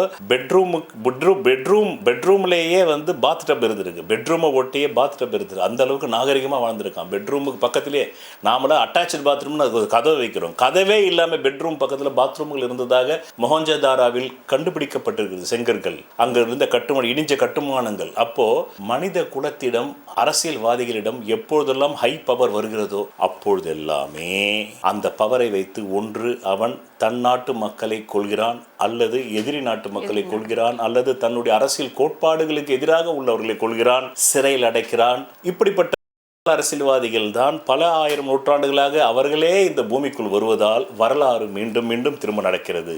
வரலாறு திரும்ப திரும்ப நடக்கூடாது என்றால் முட்டாள்கள் பெறக்கூடாது. அதனால ஜோதிடம் என்பது உண்மையா பொய்யா என்பதை நீ அறிந்து கொண்டு தெரிந்து கொள்ளக்கூடிய ஒரு அகக்கலை. உன் காதலி உன்னிடம் அன்பாக இருக்கிறாளா இல்லையா என்பதை உன் நண்பன் எப்படி முடிவெடுக்க முடியும்? உன் மனைவி உன்னுடன் அன்பாக இருக்கிறாளா இல்லையா என்பதை நீ அனுபவித்து வாழ்ந்துதானே தெரிந்து கொள்ள முடியும். இல்லைங்க, எதிர் வீட்டுக்காரன் சொன்னான்னாக்கா நான் நம்புறேன், என் பொண்டாட்டி என் கூட நல்ல அன்பா இருக்கான்னு அப்படின்னு சொன்னா எவ்வளோ அபத்தம் அது. எதிர் வீட்டுக்காரன் எப்படி தெரியும்? அவன் உன் பொண்டாட்டி கூட வாழ்ந்து பார்த்தா தான் அவன் சொல்லுவான். உங்கள் வீட்லேயே அவன் ஒரு 6 மாதம் வாழணும், நீ அவனுக்கு ஒரு ரூம் கொடுக்கணும், நீங்கள் 2 பேர் கொஞ்சம் குழாவது அவன் பார்த்தா தானே சொல்ல முடியும். அப்படி பார்க்க வச்சு செய்கிற ஒரு விஷயம் அந்தரங்கம் என்பது. எதனால் அதுக்கு பேர் பர்சனல்ன்றோம், பர்சனல் ஐடின்னு சொல்கிறோம். நம்ம பர்சனல் யாரும் தெரிஞ்சுக்கூடாது. அதனால அஸ்ட்ராலஜி பர்சனல். அது சயின்ஸாக இருந்தாத அதை பர்சனல் ஆக்கியிருக்க மாட்டானே. Science is not a personal. Science யார் வேணாலும் போய் கற்றுக்கலாம். ஒரு கலையை கடத்ததான் முடியும், அறிவியலை கற்றுத்தர முடியும் என்பதற்கு ஒரு கதை சொல்லிவிட்டு நான் முடிக்கிறேன். ஒரு ஊரில் கை தேர்ந்த திருடன் இருந்தான். அந்த கை தேர்ந்த திருடன் இன்ன தேதி, இன்ன மாதம், இன்ன நேரத்தில் இந்த வீட்டில் திருடப் போகிறேன் என்பது முன்பே சொல்லிவிடுவார். சொல்லிவிட்டு திருடுவார். அவருக்கு 80 வயதாகிவிட்டது. அதனால் தேவையில்லை, இனி திருட முடியாது. ஓய்வாக இருக்கும்போது மகனுக்கு கல்யாணமாய் 2 குழந்தை வந்துடுச்சு. அவனுக்கு இந்த திருட்டு கலையை கற்றுக் கொடுக்க சொல்லி அவன் ரொம்ப நாளாக கேட்டுக்கிட்டு இருக்கான். அப்பா சொல்றாரு, கற்றுக் கொடுக்க முடியாதுடா, கலையை கடத்த தாண்டா முடியும், அப்போ கடத்தையாவது விடு அப்படின்றான். சரின்னு ஒரு நாள் நிலா வெளிச்சத்தில், நல்ல அமாவாசை, கும் இருட்டில், சரிடா அவன் சொல்கிறான், அப்பா எனக்கு வேறு தொழில் தெரியாது, நான் போய் எங்கேயாச்சும் வேலைக்கு போனாலும் எனக்கு யாரும் வேலை கொடுக்க மாட்டான். ஏன்னா நீங்கள் கை தேர்ந்த திருடுன்றது ஊருக்கே தெரியும். ஆனால் என்ன ஒன்று உங்களை பிடிச்சி ஜெயிலில் போட முடியலன்னா, நீங்கள் திருடுற எந்த திருட்டுலையுமே ஆதாரத்தை விட்டு வரதில்லை. நீங்கள் தான் திருடன், கை தேர்ந்த திருடன் ஊருக்கே தெரியும். ஆனால் ஆதாரம் இல்லை. போலீஸுக்கு ஆதாரம் வேணும், இல்லாமல் ஒன்று எப்படி கை செய்ய முடியும்? அதனால தான் அவருக்கு பேர் கை தேர்ந்த திருடன். சரி மகனே வா, திருட்டுக்கலையை நான் உனக்கு கற்றுத்தருகிறேன் அப்படின்னு கூட்டிகிட்டு போகிறார் ஒரு பெரிய ஜமீன்தார் வீட்டில். அது நல்ல அமாவாசை, மார்கழி அமாவாசை, பனி. இவர் 80 வயசாவது, இவர் கை உதிரல. இப்போ நம்ம இந்த காம்பவுண்டாவில் ஜம்ப் பண்ணணும்னு சொல்கிறாரு, பையன் கை உதிருது. அதான் சொன்னார், திருட வந்தது நீயா நானா? நீங்கள் தான் தந்தையே, அப்போ உன் கையே உதிருது, வா அப்படின்னு நேராக ஜம்ப் பண்ணி அந்த கதவை ஓங்கி அடித்து, திருடன் வந்துட்டான், பிடிச்சிக்கோன்னு சொல்லிட்டு மகனை அந்த தாழ்வாரத்துக்கு உள்ளே தள்ளி வெளியில் டாப்பால் போட்டு இவர் பாட்டுக்கு படுத்துக்கிறாரு. எங்கே கைத்துக்கட்டில். அப்போ உள்ள கலேபரமாய் உருட்டுக்கட்டை கிட்டுக்கிட்ட எடுத்துக்கிட்டு அடியாட்களோட தானே இருப்பார் ஜமீன்தார். எப்பவுமே இவனை தேடுறாங்க. இவன் உயிர் பிழைச்சோம், தப்பிச்சோம் அப்படின்னு சொல்லிட்டு நேராக 2 மணி நேரம் கழிச்சு அவங்க அப்பாவை கொலை பண்ணுறதுக்கு கையில் அருவாலோட வரும். அவங்க அப்பாவுக்கு நல்லா தூங்கிட்டு இருக்காரு.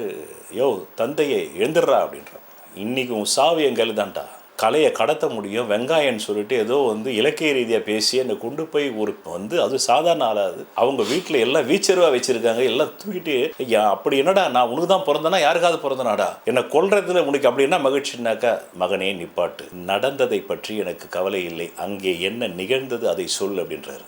அப்போ தான் கொஞ்சம் கிராஸ் பண்ணுறான். இதில் வேற பெரிய எதுகை மோகனை, நடந்ததை சொல்லாதே, நிகழ்ந்ததை சொல்லுன்னு. என்னையா நிகழ்ந்தது? ஆம் தந்தையை, அங்கே நிகழ்ந்தது நடக்கவில்லை. நீங்கள் என்னை அந்த வீட்டிற்குள் தள்ளிவிட்டு திருடன் பிடித்துக்கொள் என்று கத்திவிட்டு போனவுடன் அங்கே இருந்து ஒரு பெண்மணி ஒரு லாந்தர் வெளிச்சத்தை கொண்டு என் முகத்தை பார்க்க வந்தார். அந்த வெளிச்சத்தோடு சேர்த்து அவளையும் தள்ளி அந்த லாந்தர் விளக்கை கழட்டி அந்த ரூமையை எரிய வைத்தேன். அதில் ஐயோ மீயோ என்று அவள் கத்தும் போது அந்த கூட்டம் முழுவதும் அந்த நெருப்பை அணைப்பதற்கு அந்த ரூமுக்குள்ளே போயிட்டாங்க. இந்த வேலையில் நான் பின்பக்க கதவு வழியாக தப்பிச்சு ஓடினேன். அப்படியும் விடாமல் ஒரு 4-5 பேர் அந்த நெருப்பை அமைக்கிறதுக்கு மொத்த கூட்டத்தையும் டைவர்ட் பண்ணிட்டு நான் இப்படி வரும்போது என் பின்னாடி ஒரு 5 பேர் ஓடியாந்தாங்க. ஒரு கட்டத்தில் தரைக்கு தரையோடு ஒட்டிய ஒரு ஆழ்கிணறு இருந்தது. அந்த இடத்துல ஒரு பாறாங்கல்ல போட்டு நான் தான் அதுக்குள்ளே ஊந்துட்டேன்ற பாவலா பண்ணுறதுக்கு பக்கத்தில் சுடுகாட்டு பக்கம் ஒளிஞ்சிக்கிட்டு பார்த்தேன். ஏன்னா இந்த கூட்டம் திரும்பி என் பெண் தொடர்ந்தா வீட்டை கண்டுபிடிச்சிருவாங்க.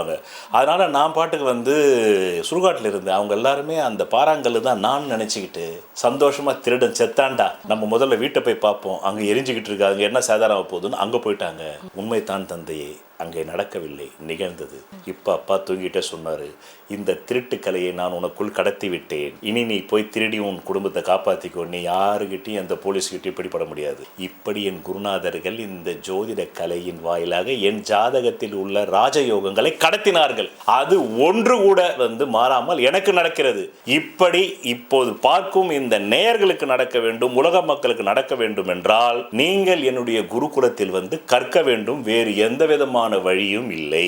இதுதான் நீங்கள் கேட்ட கேள்விக்கான முழு விளக்கம். இப்போ இத்துடன் இந்த விளக்கம் மக்களுக்கும் பயன்படும் என்று நிச்சயம் எனக்கு தெரியும். அறிவியல் ரீதியாக, மத ரீதியாக, உளவியல் ரீதியாக, லிங்குஸ்டிக் என்கின்ற லாங்குவேஜ் ரீதியாக, ஆன்மீக ரீதியாக, ஜோதிட ரீதியாக, ஜோதிடம் உண்மையா பொய்யா என்பதற்கு அனைத்து தளங்களிலிருந்தும் நான் விளக்கம் கொடுத்து விட்டேன். நன்றி, வணக்கம். நன்றி, வணக்கம். வணக்கம்மா, நன்றி, வணக்கம். சொல்வதெல்லாம் பலிக்கும் அபூர்வ வாக்கு சக்தி பெற்றவர் மெஹ்ரு அவர்கள். உங்கள் வாழ்க்கையில் பணம், புகழ், பதவி, திருமணம், குழந்தை பேறு, உயர்கல்வி, வெளிநாட்டு யோகம், கலைத்துறையில் வெற்றி, அரசியலில் வெற்றி போன்ற இன்னும் எண்ணற்ற உங்கள் வாழ்வின் கேள்விகளுக்கு ஒரு மனிதன் அவன் ஜாதகத்தை எப்படி அறிந்து கொள்வது? கான்டாக்ட் ஜோதிட Sadguruji Mehru. Address Quality Complex, first floor, new number 45, wall number 12, Arunachalam Road, Saligramam, Chennai 93. Phone 044237607772. Contact 99529 59962 98409 57612. Website www.srimehru.org.